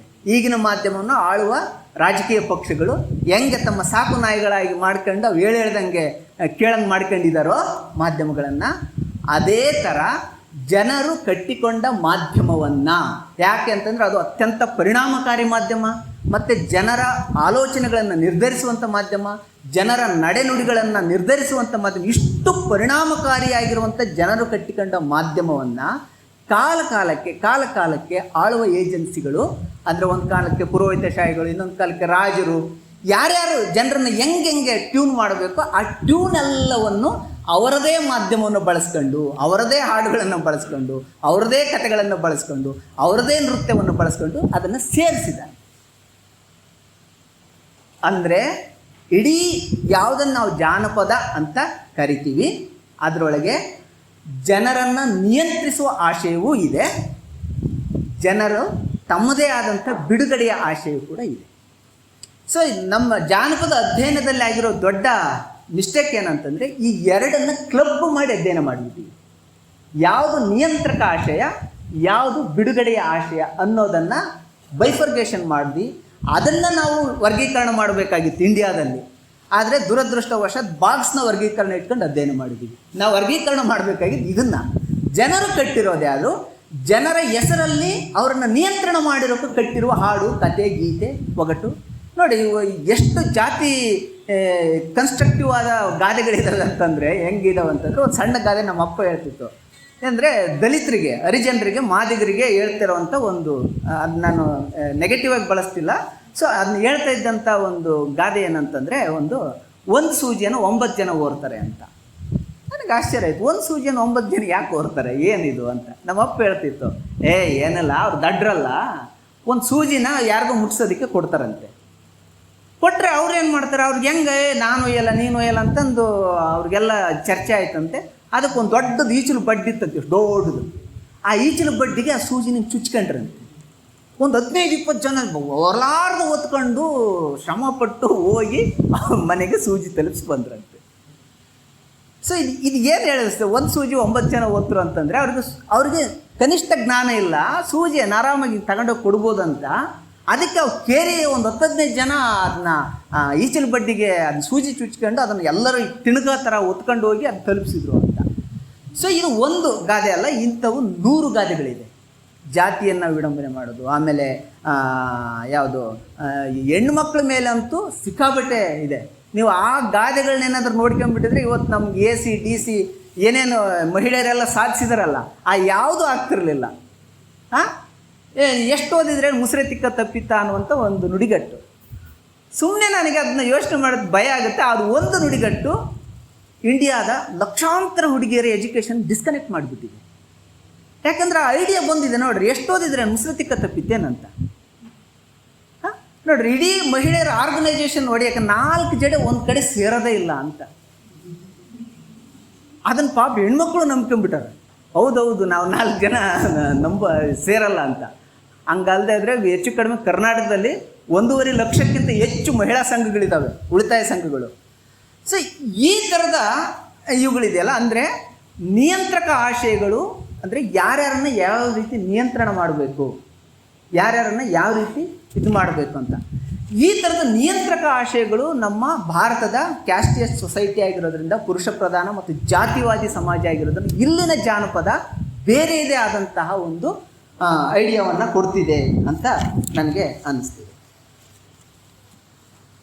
ಸೊ ಹಂಗಾದರೆ ಇನ್ನೊಂದು ಪ್ರಶ್ನೆ ಇದೆ, ಬೇಸಿಕ್ ಪ್ರಶ್ನೆಗೆ ಬರುತ್ತೆ. ಇನ್ನೊಂದು ಪ್ರಶ್ನೆ ಏನಂತಂದರೆ, ನಾವೆಲ್ಲರೂ ಒಪ್ಕೊಂಡಿದ್ದೀವಿ, ಮಾತಾಡಿದ್ವಿ, ಚರ್ಚೆ ಮಾಡಿದ್ವಿ, ಸಂವಾದ ಮಾಡಿದ್ವಿ, ಅದು ಮತ್ತೆ ಎಲ್ಲರೂ ಹೇಳ್ತಿದ್ವಿ. ಅದೇನು ಅಂತಂದರೆ, ಜಾನಪದ ಅನ್ನೋದು ಸಾಮೂಹಿಕ ರಚನೆ ಅಂತ. ನನಗೆ ಈ ಪ್ರಶ್ನೆ ಕೂಡ ತುಂಬ ಕಾಡ್ತಿತ್ತು. ಹೌದಾ, ಇದು ಸಾಮೂಹಿಕ ರಚನೆನಾ ಅಂತ. ನಾವು ಎಲ್ಲರೂ ಒಪ್ಕೊಂಡಿದ್ದೀವಿ, ಹೌದು ಸಾಮೂಹಿಕ ರಚನೆ ಅಂತ. ಸೊ ನನಗೆ ಈ ಪ್ರಶ್ನೆ ತುಂಬ ಕಾಡ್ತಾ ಇದ್ದಿದ್ದಕ್ಕೆ ಅದಕ್ಕೆ ತುಂಬ ನಾನು ಅಧ್ಯಯನ ಮಾಡಿದಾಗ ಗೊತ್ತಾಗಿದ್ದು, ಸಾಮೂಹಿಕ ರಚನೆ ಅನ್ನೋದನ್ನು ಏನೀಗ ನಾನು ಹೇಳಿದ್ನಲ್ಲ, ನಿಯಂತ್ರಕ ಆಶಯಗಳನ್ನು ಸೇರಿಸಿದ್ದಾರೆ ಅಂತ, ಹಾಗೆ ಸೇರಿಸೋದಕ್ಕೆ ಮಾಡಿಕೊಂಡಿರುವಂಥ ಒಂದು ಫ್ಲೆಕ್ಸಿಬಿಲಿಟಿ. ಅಂದರೆ ನಾವು ಇದಕ್ಕೆ ನಮಗೆ ತುಂಬ ಸ್ವಲ್ಪ ಹಿಂದಕ್ಕೆ ಹೋಗಬೇಕು. ನಮ್ಮ ಕನ್ನಡದ ಜಾನಪದ ಅಧ್ಯಯನದ ಚರ್ಚೆಗಳು ಶುರುವಾಗೋದು 5-6ನೇ ಶತಮಾನ ಬಾದಾಮಿ ಕಪ್ಪೆರಬಟ್ಟಿನ ಶಾಸನದಿಂದ ಶುರುವಾಗುತ್ತೆ. ಬಾವಿಯಂ ತೋಡಿಸಿದ ಅನ್ನುವ ಏನು ಕೆರೆಯಂ ಕಟ್ಟಿಸಿದ ಅನ್ನುವ ತ್ರಿಪದಿ ಇದೆಯಲ್ಲ, ಅಲ್ಲಿಂದ ನಾವು ಶುರು ಮಾಡಿದ್ವಿ. ಎಷ್ಟು? ಕ್ರಿಸ್ತ ಶಕ 5-6ನೇ ಶತಮಾನದಲ್ಲಿ. ಬಟ್ ಈ ಸಾಮೂಹಿಕ ರಚನೆಯ ಐಡಿಯಾ ಯಾವಾಗ ಫ್ರೇಮ್ ಆಯಿತು ಅಂದರೆ ಕ್ರಿಸ್ತಪೂರ್ವ 2 ಮತ್ತು 3ನೇ ಶತಮಾನದಲ್ಲಿ. ಸೊ ಅಲ್ಲಿಂದ ನಾವು ಹಿಂದಕ್ಕೆ ಹೋದರೆ ನಮಗೆ ಇದು ಹೆಂಗೆ ಸಾಮೂಹಿಕ ರಚನೆ ಅನ್ನೋದು ಯಾಕೆ ಫ್ರೇಮ್ ಆಯಿತು, ಸಾಮೂಹಿಕ ರಚನೆ ಅನ್ನೋ ಐಡಿಯಾವನ್ನು ಹೆಂಗೆ ಜನರ ತಲೆ ತುಂಬಿದ್ರು ಅನ್ನೋದು ನಮಗೆ ಅರ್ಥ ಆಗುತ್ತೆ. ಯಾಕೆ ಅಂತಂದರೆ ಕೆಳಜಾತಿಗಳು, ಕೆಳವರ್ಗಗಳು ಕಟ್ಟಿರುವ ಸೃಜನಶೀಲ ರಚನೆಗಳಿಗೆ ಅವರ ಗುರುತುಗಳನ್ನು ಅಂಟಿಸಬಾರದು. ನೋಡಿ, ಇದು ಕಾಪಿರೈಟ್ ಪ್ರಶ್ನೆ ಇದು. ಈಗ ನೀವು ಉತ್ತರ ಕರ್ನಾಟಕ ಜನಪದ ಗೀತೆ ಅಂತಂದು ಸಿನಿಮಾದಲ್ಲಿ ಯಾರು ಬೇಕಾದರೂ ಬಳಸ್ಕೋಬೋದು, ಅದು ಯಾರು ಕಾಪಿರೈಟೇ ಇಲ್ಲ, ಯಾರು ಬೇಕಾದ್ರೂ ಹೆಂಗೆ ಬೇಕಾದ್ರೂ ಬಳಸ್ಕೋಬೋದು. ಅದನ್ನ ಯಾರು ಕೇಳೋಕ್ಕೆ ನಮಗೆ ಉತ್ತರ ಕರ್ನಾಟಕದ ಹಾಡಂತ ಇರುತ್ತೆ ಬಿಟ್ಟರೆ ಅದನ್ನ ಯಾರು ಕೇಳಬೇಕು, ಅದು ಯಾರು, ಅದು ಕಾಪಿರೈಟ್ ಏನು ಇಲ್ಲೇ ಇಲ್ವಾ? ಸೊ ಅಂದರೆ 2 ಮತ್ತು 3ನೇ ಶತಮಾನದ ಸಂದರ್ಭದಲ್ಲಿ ಅಪೌರುಷೇಯ ಅಂತ ಈ ವೇದಗಳನ್ನು, ಸ್ಮೃತಿಗಳನ್ನು ಮಾಡಿದ್ರು. ನೋಡ್ರಿ, ಯಾಕೆ ಅಪೌರುಷೇಯ ಅಂತ ಮಾಡಿದ್ರು ಅಂದರೆ ಮನುಷ್ಯರೇ ರಚನೆ ಮಾಡಿದ್ದವು, ವೈದಿಕರು ಆರ್ಯರ ರಚನೆ ಮಾಡಿದ್ದವನ್ನೆಲ್ಲ. ಆದರೆ ಅದಕ್ಕೆ ಅವರು ರಚನೆ ಮಾಡಿದ ರಚನೆಕಾರ ಹೆಸರನ್ನು ಹೇಳಲಿಲ್ಲ. ಯಾಕೆ ಹೇಳಲಿಲ್ಲ ಅಂತಂದರೆ, ನಾನು ರಚನೆ ಮಾಡಿದ್ದೀನಿ ಅಂದರೆ ಅದರ ನಂಬಿಕೆಯ ಪ್ರಮಾಣ ಭಾಳ ಕುಬ್ಜ ಆಗ್ತಾ ಹೋಗುತ್ತೆ. ಇದು ಅಪೌರುಷೇಯ ಅಂದರೆ ಇದನ್ನು ಮನುಷ್ಯರೆಲ್ಲ ರಚನೆ ಮಾಡಿರೋದು, ದೇವರು ರಚನೆ ಮಾಡಿದ್ದಾನೆ ಅಂತ ಅಂದ ತಕ್ಷಣವೇ ಅದರ ನಂಬಿಕೆಯ ವ್ಯಾಲಿಡಿಟಿ ಹೆಚ್ಚಾಗ್ತಾ ಹೋಗುತ್ತೆ. ಸೊ ಅದಕ್ಕೆ ಬ್ರಾಹ್ಮಣರೇ ಅಥವಾ ಪುರೋಹಿತಶಾಹಿಗಳೇ ರಚನೆ ಮಾಡಿರೋ ಅನೇಕ ಪುರಾಣಗಳಿಗೆ, ಪಠ್ಯಗಳಿಗೆ ಹೆಸರುಗಳನ್ನು ಅಂಟಿಸಲಿಲ್ಲ. ಸೊ ಅದನ್ನು ನಾವು ಅದರ ಆಪೋಸಿಟ್ ವರ್ಷನ್ ನೋಡೋಣ. ಇದೇ ಥರ ಜನರು ಕಟ್ಟಿದ ಹಾಡುಗಳಿಗೆ ಅವರದೇ ಹೆಸರುಗಳನ್ನು ದಾಖಲಿಸ್ಬಿಟ್ರೆ ಅವ್ರು ಏನು ಹೇಳಿದಾರೋ ಅದನ್ನೇ ದಾಖಲಿಸ್ಬೇಕಾಗತ್ತೆ. ನಾವು ಹೊಸದಾಗಿ ಏನು ಸೇರ್ಸೋಕ್ಕಾಗಲ್ಲ. ಸೊ ಸಾಮೂಹಿಕ ರಚನೆ, ಜಾನಪದ ಅನ್ನೋ ಸಾಮೂಹಿಕ ರಚನೆ ಅಂತ ಅಂದ್ಬಿಟ್ರೆ ಏಕಕಾಲಕ್ಕೆ 2 ಹಕ್ಕಿಗಳನ್ನ ಒಂದೇ ಗುಂಡಲ್ಲಿ ಹೊಡೆದಂಗೆ. ಒಂದು, ಅವರ ಅಸ್ಮಿತೆನೇ ಇಲ್ಲ, ಸಾಮೂಹಿಕ, ಅದು ಯಾರು ಏನು ಪಾಪ, ಈಗ ನಾವು ಅಧ್ಯಯನ ಮಾಡ್ತಿದ್ವಿ, ಒಂದು ಯಾರು ರಚನೆ ಮಾಡಿದ್ರು, ಅದರ ಜಾತಿ ಅಥವಾ ಅದರ ಲಿಂಗ ನಮಗೆ ಗೊತ್ತಿದ್ದರೆ ಆ ನಮ್ಮ ಇಡೀ ವಿಶ್ಲೇಷಣೆ ಕ್ರಮ ಬದಲಾಗಿಬಿಡೋದು. ಆದರೆ ನಾವು ಈಗ ಪ್ಲೇನಾಗಿ ಅಧ್ಯಯನ ಮಾಡ್ತೀವಿ ಅಂದರೆ ಯಾವುದೋ ಒಂದು ಕಾಲ್ಪನಿಕ ಮನುಷ್ಯನ ರಚನೆ ಅನ್ನೋ ಅರ್ಥದಲ್ಲಿ ನಾವು ಅಧ್ಯಯನ ಮಾಡ್ತಿದ್ದೀವಿ. ಸೊ ಆ ಅಧ್ಯಯನದಿಂದ ನಾವು ಎಷ್ಟು ಕಳ್ಕೊಂಡಿದ್ದೀವಿ ಅಂತಂದರೆ, ಸೊ ಅಂದರೆ ಸಾಮೂಹಿಕ ರಚನೆ ಅನ್ನೋದು ಕೂಡ ಕೆಳಜಾತಿ, ಕೆಳ ಸಮುದಾಯಗಳ ಒಂದು ಅಸ್ಮಿತೆಯನ್ನು, ಗುರುತನ್ನು ನಾಶ ಮಾಡೋದಕ್ಕೆ ಒಂದು ವ್ಯವಸ್ಥಿತವಾಗಿರುವ ಕಟ್ಟಿರುವ ಒಂದು ನರೇಶನ್ ಅಂತ ನನಗೆ ಅನಿಸ್ತಿದೆ. ಯಾಕೆ ಅಂತಂದರೆ ಆ ಸಾಮೂಹಿಕ ರಚನೆಗೆ ಒಂದು ಪರಂಪರೆಯ ಮುದ್ರೆ ಇದೆ ಅಂತ ಹೇಳಬೇಕಾಗಿದೆ. ಪರಂಪರೆ ಅಂದರೆ 100 ತಲೆಮಾರುಗಳಿಂದ ಒಪ್ಕೊಂಡು ಬಂದಿದೆ ಅಂತ ಹೇಳಿದರೆ ಅದನ್ನ ಜನರಿಗೆ ಒಪ್ಪಿಸ್ಬೋದು. ನಾನು ರಚನೆ ಮಾಡಿದ್ನಂದ್ರೆ ಒಪ್ಸೋದು ಹೆಂಗೆ? ಯಾಕಂದರೆ ಅದು ಲಿಮಿಟೇಷನ್ ಆಗಿಬಿಡುತ್ತೆ. ಅಂದರೆ ಹಲವಾರು ತಲೆಮಾರುಗಳು ಇದನ್ನು ಒಪ್ಕೊಂಡು ಬಂದಿದೆ ಅಂತ ಹೇಳೋದಕ್ಕೆ ಸಾಮೂಹಿಕ ರಚನೆ ಅನ್ನುವ ಕನ್ಸ್ಟ್ರಕ್ಟ್ ಮಾಡಿ ಅದರ ಮೂಲಕ ಈಗ ಏನೋ ಒಂದು ಸೇರಿಸಿ ಅದನ್ನು ಪರಂಪರೆಯಿಂದ ಬಂದದ್ದು ಅಂತ ಅದಕ್ಕೆ ಮುದ್ರೆಯನ್ನು ಒತ್ತಿಬಿಡೋದು. ಸೊ ಇದು ಇದೆಯಲ್ಲ, ಈ ಸಾಮೂಹಿಕ ರಚನೆ ಅನ್ನುವ ಈ ಐಡಿಯಾ ಇದೆಯಲ್ಲ, ಇದು ಇಡೀ ಜನಪದ ಸಮುದಾಯಗಳನ್ನು, ಅದು ಇಂಡಿಯಾದಂಥ ಜನಪದ ಸಮುದಾಯಗಳನ್ನು ತುಂಬ ಅಂದರೆ ಅವ್ರನ್ನ ಒಂಥರ ತೆರೆಮರೆಯಲ್ಲೇ ಉಳಿಸೋ ರೀತಿ, ಅಥವಾ ಅವ್ರ ಗುರುತುಗಳನ್ನು ನಾಶ ಮಾಡೋ ರೀತಿಯಲ್ಲಿ ಈ ಸಾಮೂಹಿಕ ರಚನೆ ಅಂತ ಕಟ್ಟಿದ್ದಾರೆ. ಬಟ್ ನಾವು ಜಾನಪದ ಅಧ್ಯಯನಕಾರನ ಸಾಮೂಹಿಕ ರಚನೆ ಅಂತ ಅಧ್ಯಯನ ಮಾಡ್ಕೊಂತ ಬಂದಿದ್ವಿ. ಸೊ ಇದರಿಂದ ಏನು ಲಾಸ್ ಆಗಿದೆ, ಇದರಿಂದ ಎಷ್ಟು ನಷ್ಟ ಮಾಡ್ಕೊಂಡಿದ್ದೀವಿ, ಇದರಿಂದ ಎಷ್ಟು ಲಕ್ಷಾಂತರ ಜನಪದ ಕವಿಗಳ ಸಮಾಧಿಯನ್ನು ಮಾಡಿದ್ದೀವಿ ಅಂತ ನಾವು ಯೋಚನೆ ಮಾಡಿದರೆ ನಮ್ಗೆ ನಿಜವಾಗ್ಲೂ ಭಯ ಆಗುತ್ತೆ. ಸೊ ಖಂಡಿತ ಜಾನಪದ ಅನ್ನೋದು ಸಾಮೂಹಿಕ ರಚನೆ ಅಲ್ಲ. ಅದಕ್ಕೊಬ್ಬರು ರಚನೆಕಾರರಿದ್ದಾರೆ, ಆದರೆ ಆ ರಚನೆಕಾರ ತನ್ನ ಹೆಸರನ್ನು ಹೇಳದ ಹಾಗೆ ಒಂದು ಒತ್ತಡವನ್ನು ಕ್ರಿಯೇಟ್ ಮಾಡಿ ಅದನ್ನು ಸಾಮೂಹಿಕ ರಚನೆ ಅನ್ನುವಾಗಿ ಮಾಡಿದ್ದಾರೆ. ಸೊ ಈ ದೃಷ್ಟಿಕೋನ ಇಟ್ಕೊಂಡ ತಕ್ಷಣ ನಮ್ಗೆ ಇಡೀ ಕರ್ನಾಟಕದಲ್ಲಿ ನಡೆದ ಎಲ್ಲ ಜಾನಪದ ಅಧ್ಯಯನಗಳನ್ನು ನಾವು ರೀವಿಸಿಟ್ ಮಾಡಬೇಕಂತ ಶುರುವಾಗುತ್ತೆ.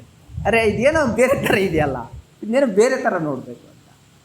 ಸೊ ಇದು ಇನ್ನೊಂದು ಮೂರನೇ ಬಹಳ ಮುಖ್ಯವಾದ ಪ್ರಶ್ನೆ ಅದು ಏನಂತಂದರೆ, ಜಾನಪದ ಅಂದ ತಕ್ಷಣವೇ ತಲೆಮಾರಿನಿಂದ ತಲೆಮಾರಿಗೆ ಜಾನಪದ ಟ್ರಾನ್ಸ್ಫಾರ್ಮೇಷನ್ ಆಗುತ್ತೆ. ಹೌದಾ ಸ್ಟೂಡೆಂಟ್ಸ್ ಇದ್ದೀರಿ? ಹೌದಾ? ತಲೆಮಾರಿನಿಂದ ತಲೆಮಾರಿಗೆ ಜಾನಪದ ಬರುತ್ತೆ. ಇದನ್ನು ಒಂದು ಕ್ರಾಸ್ ಕ್ವಶನ್ ಮಾಡಿ ಸುಮ್ಮನೆ ನೋಡೋಣ. ಏನು ತಲೆಮಾರಿನಿಂದ ತಲೆಮಾರಿಗೆ ಬರುತ್ತೆ ಹೌದಾ ಅಂತ ಕೇಳ್ಕೊಂಡ್ರೆ ಇದರಿಂದ ಒಂದು ಭಾಳ ಬೇರೆ ಥರದ ಒಂದು ಇದಿದೆ. ಅಂದರೆ ತಲೆಮಾರಿನಿಂದ ತಲೆಮಾರಿಗೆ ಜಾನಪದ ಟ್ರಾನ್ಸ್ಫಾರ್ಮೇಷನ್ ಆಗ್ತಿದೆ, ಆದರೆ ಹಂಗೆ ತಲೆಮಾರಿನಿಂದ ತಲೆಮಾರಿಗೆ ಬರುವ ಮಧ್ಯೆ ಒಂದು ಭಾಳ ವ್ಯವಸ್ಥಿತವಾದ ಒಂದು ಫಿಲ್ಟ್ರ್ ಇದೆ, ಒಂದು ಫಿಲ್ಟ್ರೇಷನ್ ಇದೆ. ಸೊ ಆ ಫಿಲ್ಟ್ರನ್ನು ದಾಟ್ಕೊಂಡು ತಲೆಮಾರಿನ ತಲೆಮಾರಿಗೆ ಬರ್ತಿದೆಯೇ ಹೊರತು ಎಲ್ಲದು ಕಚ್ಚಾ ಹಂಗೆ ಬರ್ತಿಲ್ಲ. ಸೊ ಇದಕ್ಕೊಂದು 2-3 ಉದಾಹರಣೆಗಳು. ಬಿಜಾಪುರ ಭಾಗದಲ್ಲಿ ಒಂದು ಲಾವಣಿ ಸಿಕ್ತು, ಅದು ಅಯ್ಯನ ಪದ ಅಂತ. ಆ ಅಯ್ಯನ ಪದದ ಲಾವಣಿಯ ಇದೇನು ಕಥನ ಏನು ಅಂತಂದರೆ, ಒಬ್ಬ ಸ್ವಾಮಿ ಭಿನ್ನಕ್ಕೆ ಬಂದಿದ್ದಾನೆ ಒಂದು ಮನೆಗೆ ಸೋಮವಾರ. ಆ ಗಂಡ ಕೆಲಸಕ್ಕೆ ಹೋಗಿದ್ದಾನೆ, ಆ ಅಮ್ಮ ಭಿನ್ನಕ್ಕೆ ಕರೆಸಿದ್ದಾಳೆ, ಭಿನ್ನಕ್ಕೆ ಬಂದಿದ್ದಾನೆ. ಸೊ ಸ್ವಾಮಿ ನೋಡ್ತಾನೆ ಮನೆಯಲ್ಲಿ ಗಂಡ ಇಲ್ಲ. ಸ್ವಾಮಿ ಕಣ್ಣು ಬೀಳುತ್ತೆ ಆ ಹೆಣ್ಮಗಳ ಮೇಲೆ. ಅಲ್ಲಲ್ಲ ಗಂಡ ಇಲ್ಲ. ಕೇಳ್ತಾನೆ, ಯಾವಾಗ ಬರ್ತಾನೆ, ಎಲ್ಲಮ್ಮ ನಿನ್ನ ಗಂಡ ಅಂತಾನೆ. ಇಲ್ಲ ಸರ್ ಕೆಲಸಕ್ಕೆ ಹೋಗಿದ್ದಾನೆ, ಆತ ಬರೋದು ರಾತ್ರಿ ಆಗುತ್ತೆ ಅಂತ ಏನು ಹೇಳ್ತಾಳೆ. ಸೊ ಹೇಳಿದ ಮೇಲೆ ಆ ಸ್ವಾಮಿ ಆಕಿನ ಮೇಲೆ ಅತಿಕ್ರಮಣ ಮಾಡೋದಕ್ಕೆ ಶುರು ಮಾಡ್ತಾನೆ. ಆಕಿ ಪಾಪ ಭಾಳ ಬುದ್ಧಿ ಹೇಳ್ತಾಳೆ, ಇಲ್ಲ ಸ್ವಾಮಿ ನೀವು ಹಂಗೆಲ್ಲ ಯೋಚನೆ ಮಾಡಬಾರ್ದು, ನಿಮ್ಗೆ ದೇವ್ರಂತ ಭಾವಿಸಿದ್ದೀವಿ, ನೀವು ಹಂಗೆಲ್ಲ ಕಾಮದೃಷ್ಟಿಯಿಂದ ನೋಡಬಾರ್ದು ಅಂತ ಆ ಸ್ವಾಮಿಗೆ ಪಾಪ ಭಾಳ ಬುದ್ಧಿವಾದ ಹೇಳ್ತಾಳೆ. ಆ ಸ್ವಾಮಿ ಕೇಳಲ್ಲ. ಗಂಡ ಇಲ್ಲ ಅಂತಂದರೆ ಇದು ಒಂದು ಕೆಲಸ ಮಾಡೇ ಬಿಡಬೇಕು ಅಂತೇಳಿ ಅವಳ ಮೇಲೆ ಅಟ್ಯಾಕ್ ಮಾಡೋಕ್ಕೆ ಶುರು ಮಾಡ್ತಾನೆ. ಅವಳು ತಕ್ಷಣ ಅಡುಗೆ ಮನೆಯ ಬಾಗಿಲು ಹಾಕ್ಕೊಂಡು ಆಕಿ ಒಳಗಡೆ ಹೋಗ್ತಾಳೆ. ಆ ಒಳಗಡೆ ಹೋದಾಗ ಇವನು ಮತ್ತೆ ಫ್ರಸ್ಟ್ರೇಷನ್ ಶುರುವಾಗುತ್ತೆ ಆ ಸ್ವಾಮಿಗೆ. ಯಾಕೆಂದರೆ ಅಲ್ಲಿ ಜೋಕಾಲಿಯಲ್ಲಿ ಒಂದು ಮಗು ಆಡ್ತಿರುತ್ತೆ. ಅವನು ಹೇಳ್ತಾನೆ, ನೀನು ನನಗೆ ಒಲಿದೇ ಇದ್ದರೆ ನಿನ್ನ ಮಗುವನ್ನು ಕೊಂದು ಬಿಡ್ತೀನಿ ಅಂತ ಸ್ವಾಮಿ ಅವಳಿಗೆ ಹೇಳ್ತಾನೆ. ಸೊ ಹೇಳಿದ ಮೇಲೆ ಆಕಿ ನಮ್ಮ ಗಂಡಸರು ಕಟ್ಟಿದ ಶೀಲದ ಪರಿಕಲ್ಪನೆ ಇದೆಯಲ್ಲ, ಅದು ಅಲ್ಲಿ ವರ್ಕ್ ಆಗುತ್ತೆ. ನನಗೆ ಶೀಲ ಇದ್ದರೆ ನಾನು ಇನ್ನೂ ಅಂಥ 10 ಮಗುವನ್ನು ಪಡ್ಕೋಬೋದು, ಆ ಮಗುನ ನೀನು ಕೊಂದ್ರೆ ಚಿಂತೆಲ್ಲ ನಾನು ನಿನಗೆ ವಶ ಆಗಲ್ಲ ಅಂತ ಪಾಪ ಅವಳು ಹೇಳ್ತಾಳೆ. ಹೇಳಿದ ಮೇಲೆ ಕೊನೆಗೆ ಏನಾಗುತ್ತೆ, ಅಡುಗೆ ಮನೆಗೆ ಒಂದು ಗೂಣಿರುತ್ತೆ, ಅಂದರೆ ಒಂದು ಕಪಾಟಿರುತ್ತೆ. ಅದನ್ನು ಒಡೆದು ಅವನು ಒಳಗಡೆ ಹೋಗೋಕ್ಕೆ ಅಂತ ಇದು ಮಾಡ್ತಾನೆ. ಅಷ್ಟೊತ್ತಿಗೆ ಆ ಮಗುವನ್ನು ಕಾಲಿನಿಂದ ತುಳಿದು ಸಾಯಿಸಿರ್ತಾನೆ. ಸಾಯಿಸಿ ಮತ್ತೆ ಹೆಂಗಾದ್ರೂ ಸರಿ ಆಕಿನ ಅನುಭವಿಸ್ಲೇಬೇಕು ಅಂತ ಅವನು ಒಂದು ಗೂಣನ್ನು ಒಡೆದು ಅವನು ತೂರ್ಕೊಂಡು ಒಳಗೆ ಹೋಗಿ ಅಡುಗೆ ಮನೆಗೆ ಪ್ರವೇಶ ಮಾಡೋಕ್ಕೆ ಟ್ರೈ ಮಾಡ್ತಾನೆ. ಅವಳು ಒಣಕೆಯಿಂದ ಅವನ ತಲೆಗೊಡೆದು ಅವನ್ನ ಸಾಯಿಸ್ತಾನೆ. ಇದನ್ನು ನೋಡಿದಂತಹ ಒಬ್ಬ ಜನಪದ ಕವಿ ಒಂದು ಪದ ಕಟ್ಟಿದ್ದಾನೆ, ಲಾವಣಿ.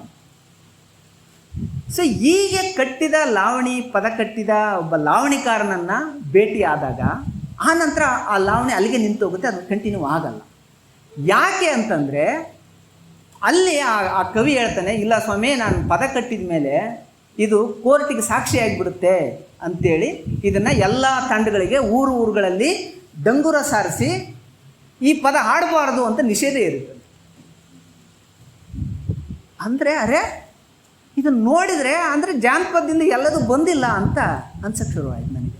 ಹೌದಲ್ಲ, ಅಂದರೆ ಅವಾಗ ಅದು ಯಾಕೆ ಹಂಗೆ ಶುರು ಮಾಡಿದ್ರು ಅಂತಂದರೆ, ಇದನ್ನು ಪದ ಹಾಡಿದರೆ ಈ ನಮ್ಮ ಸ್ವಾಮಿಗಳನ್ನೆಲ್ಲ ಎಲ್ಲ ಜನ ಕೆಟ್ಟ ರೀತಿಯಿಂದ ನೋಡ್ತಾರೆ. ನಮ್ಮ ಸ್ವಾಮಿಗಳನ್ನೆಲ್ಲ ಕೆಟ್ಟ ರೀತಿಯಿಂದ ನೋಡೋ ಸಂದರ್ಭಕ್ಕೆ ಈ ಪದನ ಹಾಡಬಾರ್ದು ಅಂತ ಅದನ್ನ ನಿಷೇಧ ಇರ್ತಾರೆ. ಆ ನಂತರ ಆ ಹಾಡು ಅವರು ಸಂಗ್ರಹ ಮಾಡಿದ್ದು ಬಿಟ್ಟರೆ ಆ ನಂತರ ಆ ಹಾಡು ಯಾವುದೇ ಭಜನಾ ತಂಡಗಳಲ್ಲಿ ಯಾವುದೇ ಲಾವಣಿಕಾರರು ಅದನ್ನ ಹಾಡಲಿಲ್ಲ. ಅದು ಇನ್ನೊಂದು ತಲೆಮಾರಿಗೆ ಬರಲಿಲ್ಲ, ಅಲ್ಲಿಗೆ ಡಿಸ್ಕನೆಕ್ಟ್ ಆಯಿತು. ಇಂಥದ್ದೇ ಇನ್ನೊಂದು ಚಿತ್ರದುರ್ಗದ ಭಾಗದಲ್ಲಿ ಒಂದು ಸಿಗುತ್ತೆ. ಕೃಷ್ಣಮೂರ್ತಿ ಅನ್ನೂರು ಅವರು ನಡೆದಷ್ಟು ನಾಡು ಅನ್ನುವಂಥ ಕೃತಿಯಲ್ಲಿ ದಾಖಲು ಮಾಡ್ತಾರೆ. ಅಲ್ಲಿ ಈ ಗೌಡ್ರ ಮನೆಯಲ್ಲಿ ಒಂದು ಕೊಲೆ ಆಗುತ್ತೆ. ಆ ಗೌಡನ ಆಳು ಆ ಗೌಡನ ಆಳು ಮತ್ತು ಪ್ರೇಯಸಿ ಕೂಡ ಅವಳ ಕಣ್ಣೆದುರಿಗೆ ರಾತ್ರಿ ಅವನ ದಾಯಾದಿ ಗೌಡ ಮಂತಂದರು ಬಂದು ಕೊಲೆ ಮಾಡಿಬಿಡ್ತಾರೆ. ಆ ಕೊಲೆ ನೋಡಿ ಅವಳು ಶಾಕಿಗೊಳಗಾಗ್ತಾಳೆ. ಶಾಕಿಗೊಳಗಾಗಿ ಅವಳು ಹುಚ್ಚಿಡಿಯುತ್ತೆ. ಆ ಹುಚ್ಚಿಡಿದ ಮೇಲೆ ಅವಳು ಚಿತ್ರದುರ್ಗದಿಂದ ಬಳ್ಳಾರಿ ತನಕ ಆ ಹಳ್ಳಿಯ ಹಾದಿಗಳಲ್ಲಿ ಹೋಗ್ತಾ ಆಕೆ ಆ ಕೊಲೆಯ ಘಟನೆಯನ್ನು ಅತ್ಯಂತ ಹೃದಯಸ್ಪರ್ಶಿಯಾಗಿ ಹಾಡಕ್ಕೆ ಶುರು ಮಾಡ್ತಾಳೆ. ಅದನ್ನು ಅಲ್ಲಿ ಆ ಭಾಗದಲ್ಲಿ ಕೋಲಾಟದ ಪದ ಜಾಸ್ತಿ ಇರೋದ್ರಿಂದ, ಮ್ಯಾಸ್ಬೇಡ್ರು ಬುಡಕಟ್ಟುಗಳೇ ಜಾಸ್ತಿ ಇರೋದ್ರಿಂದ ಅವ್ರು ಕೋಲಾಟದ ಪದ ಆಗಿ ಆ ಹಾಡನ್ನು ತಗೋತಾರೆ. ಆ ಹಾಡನ್ನು ತಗೊಂಡು ಆ ಹಾಡಿಗೆ ಒಂದು ನಾಮ ಬರುತ್ತೆ, ಏನಂತಂದ್ರೆ ಕೊಲೆ ಪದ ಅಂತ. ಕೊಲೆ ಪದವನ್ನು ಕೋಲ್ ಪದಗಳು ಆಡಕ್ಕೆ ಶುರು ಮಾಡಿದ ಮೇಲೆ ಇದು ಕೂಡ ಅವ್ರ ದಾಯಾದಿಗಳೇನು ಕೊಲೆ ಮಾಡಿಸಿದ್ರಲ್ಲ, ಅವರು ಈ ಹಾಡನ್ನು ಆಡಬಾರ್ದು ಅಂತ ಅವರು ಕೂಡ ಒಂದು ರೀತಿ ಅಘೋಷಿತವಾದಂಥ ಒಂದು ನಿಷೇಧವನ್ನು ಇರ್ತಾರೆ. ಸ್ವತಃ ಕೃಷ್ಣಮೂರ್ತಿ ಅನ್ನೋರು ಫೀಲ್ಡ್ ವರ್ಕ್ಗೆ ಹೋದಾಗ ಆ ಕೊಲೆ ಪದದ ಬಗ್ಗೆ ಹೇಳ್ರಿ ಅಂದರೆ, ಸ್ವಾಮಿ ನಾವು ಈಗ ಹೇಳಲ್ಲ, ರಾತ್ರಿ ನಮ್ಮ ಮನೆಗೆ ಬರ್ರಿ ನಾವು ಹೇಳ್ತೀವಿ ಅಂತ. ಅವಾಗ ಹೋಗಿ ಅವ್ರ ಮನೆಗೆ ಹೋಗಿ ಕೃಷ್ಣಮೂರ್ತಿ ಅನ್ನೋರು ಕೇಳ್ತಾರಂತೆ, ಇಲ್ಲ ಸ್ವಾಮಿ ಅದು ಕೊಲೆ ಪದ ಅಂತ ಹಾಡೋದನ್ನ ನಿಲ್ಲಿಸ್ಬಿಟ್ರು, ಅದಕ್ಕೆ ನಮ್ಮ ಕೋಲಾಟಕ್ಕೆ ಹುಡ್ರೆಲ್ಲ ಅದನ್ನ ಹಾಡಾಡೋದಕ್ಕೆ ಭಯ ಆಗಿ ಎಲ್ಲರೂ ಹಾಡ್ತಿರೋರೆಲ್ಲ ನಿಲ್ಲಿಸ್ಬಿಟ್ರು ಅಂತ. ಪರಂಪರೆಯಿಂದ ಬರ್ತಿದೆ ಅಂತ ಅಂದ್ಕೊಂಡಿದ್ದೀವಲ್ಲ, ಯಾವುದು ಪ್ರತಿರೋಧವನ್ನು ಒಡ್ಡಿದೆ, ಯಾವುದು ಸಮಾಜದ ನಿಜವಾದ ಪ್ರತಿರೋಧವನ್ನು ಒಡ್ಡಿದೆ, ಅದು ಪರಂಪರೆಯಿಂದ ಇನ್ನೊಂದು ಪರಂಪರೆಗೆ ಬಂದಿಲ್ಲ. ಯಾವುದು ಯಥಾಸ್ಥಿತಿಯನ್ನು ಮಂಡಿಸಿದೆ, ಯಾವ ವಿರೋಧಗಳು ಇಲ್ದಂಗೆ ಯಥಾಸ್ಥಿತಿಯನ್ನು ಹಾಡ್ಕೊಂತ ಬಂದಿದೆ. ಯಥಾಸ್ಥಿತಿಯನ್ನು ಈ ಸೋಬಾನೆ ಪದಗಳ ಥರ ಹೆಣ್ಮಕ್ಳನ್ನ ಹಿಂಗಿಂಗೆ ಇರಬೇಕಂತ ಹೇಳಿದಂಥ ಹಾಡುಗಳಿದೆ, ಒಂದೊಂದು ಜಾತಿಗಳು ಹಿಂಗಿಂಗೆ ಇರಬೇಕಂತ ಹೇಳಿದಂಥ ಪದಗಳಿದೆ. ಮತ್ತು ನಮ್ಮ ಜಾತ್ರೆ ಹಬ್ಬಗಳಲ್ಲಿ ಇಂತಿಂಥ ಜಾತಿಯವ್ರಿಗೆ ಇಂತಿಂಥ ಕೆಲಸ ಅಂತ ಈ ಕೆಲಸಗಳನ್ನ ಹಂಚಿ ಆ ಮೂಲಕ ಜಾತಿಯನ್ನು ಉಳಿಸುವಂಥ ಪರಂಪರೆ ಇದೆ. ಇವುಗಳು ಎಲ್ಲೂ ಡಿಸ್ಕನೆಕ್ಟ್ ಆಗಿಲ್ಲ. ಇವು ವರ್ಷ ರಿನ್ಯೂವಲ್ ಆಗ್ತಿದೆ. ಪ್ರತಿ ಜಾತ್ರೆ ಆಗ್ತಿದೆ ಅಂತಂದರೆ ಅವನು ಮಡಿವಾಳ, ಅವನು ಮಡಿ ಹಾಸ್ತಾನೆ. ಆ ಮಡಿ ಹಾಸುವಾಗ ಅವನ ಮಕ್ಕಳು ಅವರಪ್ಪ ಹಾಸಿದ ಮಡಿನ ಇವ್ರ ಮಕ್ಕಳು ತಗೊಂಬಂದು ಸೀರೆ ತಗೊಂಡು ಕೊಡ್ತಾರೆ. ಸೊ ಅವಾಗ ಅವ್ರಿಗೆ ಯಾವ ಬಗೆಯ ಇದೂ ಬೇಡ, ಅಂದರೆ ಏನು ಬೇಡ, ಅವ್ರಿಗೆ ಯಾವ ಕಲಿಕೆನೂ ಬೇಡ. ಆ ಮಗುಗೆ ಐಡಿಯಾ ಬರುತ್ತೆ, ಇದು ನಮ್ಮ ಕುಲದ ಕೆಲಸ. ದಲಿತರು ಕೋಣನ ಕಡಿತಾರೆ, ಆ ಮಕ್ಕಳ ಕೋಣನ ಕಿವಿನೋ ಕಾಲನ್ನ ಹಿಡ್ಕೊಂಡು ಆರಾಮ ಮನೆಗೆ ತಗೊಂಡು ಹೋಗ್ತವೆ. ಆ ಮಕ್ಕಳಿಗೆ ಐಡಿಯಾ ಅದು ನಮ್ಗೆ ಕಲಿಸೋದೇ ಬೇಡ. ಆ ಮಕ್ಕಳಿಗೆ ಅನ್ಸುತ್ತೆ ಇದು ನಮ್ಮ ಕೆಲಸ. ಸೊ ನನಗೆ ಇಡೀ ಹಬ್ಬ ಜಾತ್ರೆಗಳು ನೋಡಿಬಿಟ್ರೆ ಇವು ಜಾತಿಯನ್ನು ರಿನ್ಯೂವಲ್ ಮಾಡುವ ಪ್ರಾಸೆಸ್ ಏನೋ ಅಂತ ನನಗೆ ಅನಿಸ್ತಿದೆ. ಅಂದರೆ ನಾನು ಸುಮ್ಮನೆ ಯೋಚನೆ ಮಾಡಿದ್ರೆ ಒಂದು 20 ವರ್ಷ ಆ ಥರದ ಹಬ್ಬ ಆಚರಣೆ ನಡೀದೇ ಇದ್ದರೆ, ಆ ಸಮುದಾಯಗಳ ಮಕ್ಕಳಿಗೆ ಅನುಭವ ಬರದೇ ಇದ್ದರೆ ಅಷ್ಟರ ಮಟ್ಟಿಗೆ ಅದು ಡಿಸ್ಕನೆಕ್ಟ್ ಆಗ್ತಿದೆ ಅಂತ ನನಗೆ ಅನಿಸ್ತಿದೆ. ಸೊ ಇದನ್ನು ನೋಡಿಬಿಟ್ರೆ ನಮ್ಮ ಇಡೀ ಜಾನಪದ ವಿಶ್ಲೇಷಣೆಯ ವ್ಯಾಖ್ಯಾನಗಳನ್ನು, ಅದರ ಇಂಟರ್ಪ್ರಿಟೇಷನನ್ನು ಬೇರೆ ಥರ ನೋಡಬೇಕಾಗಿದೆ ಅಂತ ನನಗೆ ಅನಿಸೋದಕ್ಕೆ ಶುರುವಾಗುತ್ತೆ. ಸರ್, ಇನ್ನೊಂದು 10 ನಿಮಿಷ ಅದ್ರಲ್ಲಿ ನಾನು ಮಾತು ಮುಗಿಸ್ತೀನಿ. ಸೊ ಇದು ಅಂದರೆ ಆಮೇಲೆ ಇಡೀ ಜಾನಪದ ನಮ್ಮ ಏನು ಹಾಡುಗಳು ಎಲ್ಲ ಕಟ್ಟಿದಾರಲ್ಲ, ಇದು ನಮ್ಮ ಗ್ರಾಮ ಜಗತ್ತಿನಲ್ಲಿ ನಡೆದ ಎಲ್ಲ ಘಟನೆಗಳಿಗೂ ರಿಯಾಕ್ಟ್ ಮಾಡಿದಾರಾ? ನಮ್ಮ ಗ್ರಾಮ ಜಗತ್ತಿನಲ್ಲಿ ನಡೆದ ಎಲ್ಲ ಘಟನೆಗಳು ಹಾಡು, ಕತೆ, ಗೀತೆ ಆಗಿದೆಯಾ ಅನ್ನೋ ಇನ್ನೊಂದು ಪ್ರಶ್ನೆ ಇದೆ. ಆ ಪ್ರಶ್ನೆ ತಗೊಂಡ್ರೂ ಕೂಡ ನಮಗೆ ಆತಂಕ ಶುರುವಾಗುತ್ತೆ. ಯಾಕೆ ಅಂತಂದರೆ, ನಾನು ಕ್ಷೇತ್ರ ಕಾರ್ಯದಲ್ಲಿ ಸಿಕ್ಕಿದ್ದು ಚಳ್ಳಕೆರೆಯಿಂದ ಒಂದು 40 ಕಿಲೋಮೀಟರ್ ದೂರದ ಆಂಧ್ರದ ಒಂದು ಹಳ್ಳಿ, ಅದು ಎರಡಕೆರೆ ಅಂತ. ಆ ಎರಡಕೆರೆ ಹಳ್ಳಿಗೆ ನಾನು ಹೋಗಿದ್ದೆ. ಆ ಸಂದರ್ಭದಲ್ಲಿ ಮುತ್ತಯ್ಯ ಸರ್ ಹತ್ರ ಅದರ ಟೆಕ್ಸ್ಟ್ನ ನಾನು ತುಂಬ ಕಾಟ ಕೊಟ್ಟು ಅದನ್ನ ಕೇಳಿದ್ದೆ. ಸೊ ಆ ಹಳ್ಳಿಗೆ ನಾವು ಹೋಗಿ ಅಲ್ಲೊಂದು ದಿನ ಸ್ಟೇ ಮಾಡಿದ್ವಿ. ಸೊ ಅಲ್ಲೊಂದು ಕತೆ ನಡೆದಿದೆ. ಏನು ಅಂತಂದರೆ, ಕೆರೆಗೆ ಹಾರ ಆಗಿರುವಂಥ ಒಂದು ಕುಟುಂಬವನ್ನು ಭೇಟಿ ಮಾಡೋಕ್ಕೆ ನಾವು ಹೋಗಿದ್ವಿ. ದಲಿತ ಕುಟುಂಬ. ಅದು ಏನಾಗಿದೆ ಕೆರೆಗಾರ ಅಂತಂದರೆ, ನೀವೆಲ್ಲ ರೊಮ್ಯಾಂಟಿಕ್ ಆಗಿರೋ ಕೆರೆಗಾರ ನಿಮ್ಗೆ ಟೆಕ್ಸ್ಟ್ಗೆ ಇತ್ತು ಅಂತ ಅನಿಸುತ್ತೆ. ನೀವು ಭಾಗೀರಥಿ ಕಥೆ ಎಲ್ಲ ಕೇಳಿದಿರಿ.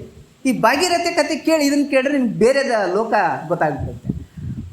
ಹೋಗಿ ನಾವು ಅವ್ರ ಜೊತೆ, ಅವ್ರ ಫ್ಯಾಮಿಲಿ ಜೊತೆ ಎಲ್ಲ ಕಥನವೆಲ್ಲ ಕೇಳ್ತಾ, ಅಂದರೆ ಅದಕ್ಕೆ ಮುಂಚೆ ನಾವು ಅದನ್ನು ಓದ್ಕೊಂಡು ಹೋಗಿದ್ದರಿಂದ ಕಥೆನೂ ಗೊತ್ತಿತ್ತು. ಮತ್ತು ಅವ್ರ ಹತ್ರ ಇಂಟರ್ಪ್ರಿಟೇಷನ್ ಕೇಳ್ತಾ ಇದ್ವಿ. ಆ ಕೆರೆಗೆ ಹಾರ ಆಗಿರೋ ಹೆಣ್ಣುಮಗಳು, ದಲಿತ ಹೆಣ್ಮಗಳು ಬಂದಮ್ಮ. ಈಗ ಅವರ 3ನೇ ತಲೆಮಾರಿನ ಅವರು ಮರಿ ಮೊಮ್ಮಗ ಅಂತ ಅಂದ್ಕೊಳ್ಳೋದಾದರೆ, ಆ ಮಗುವಿನ ಹೆಸರನ್ನ ಅವನು 3ನೇ ಕ್ಲಾಸ್ 4ನೇ ಕ್ಲಾಸ್ ಓದ್ತಿದ್ರೆ ಅವನಿಗೆ ಬಂದೇಶ್ ಅಂತ ಇಟ್ಟಿದ್ದಾರೆ ಆ ಮಗುವಿಗೆ.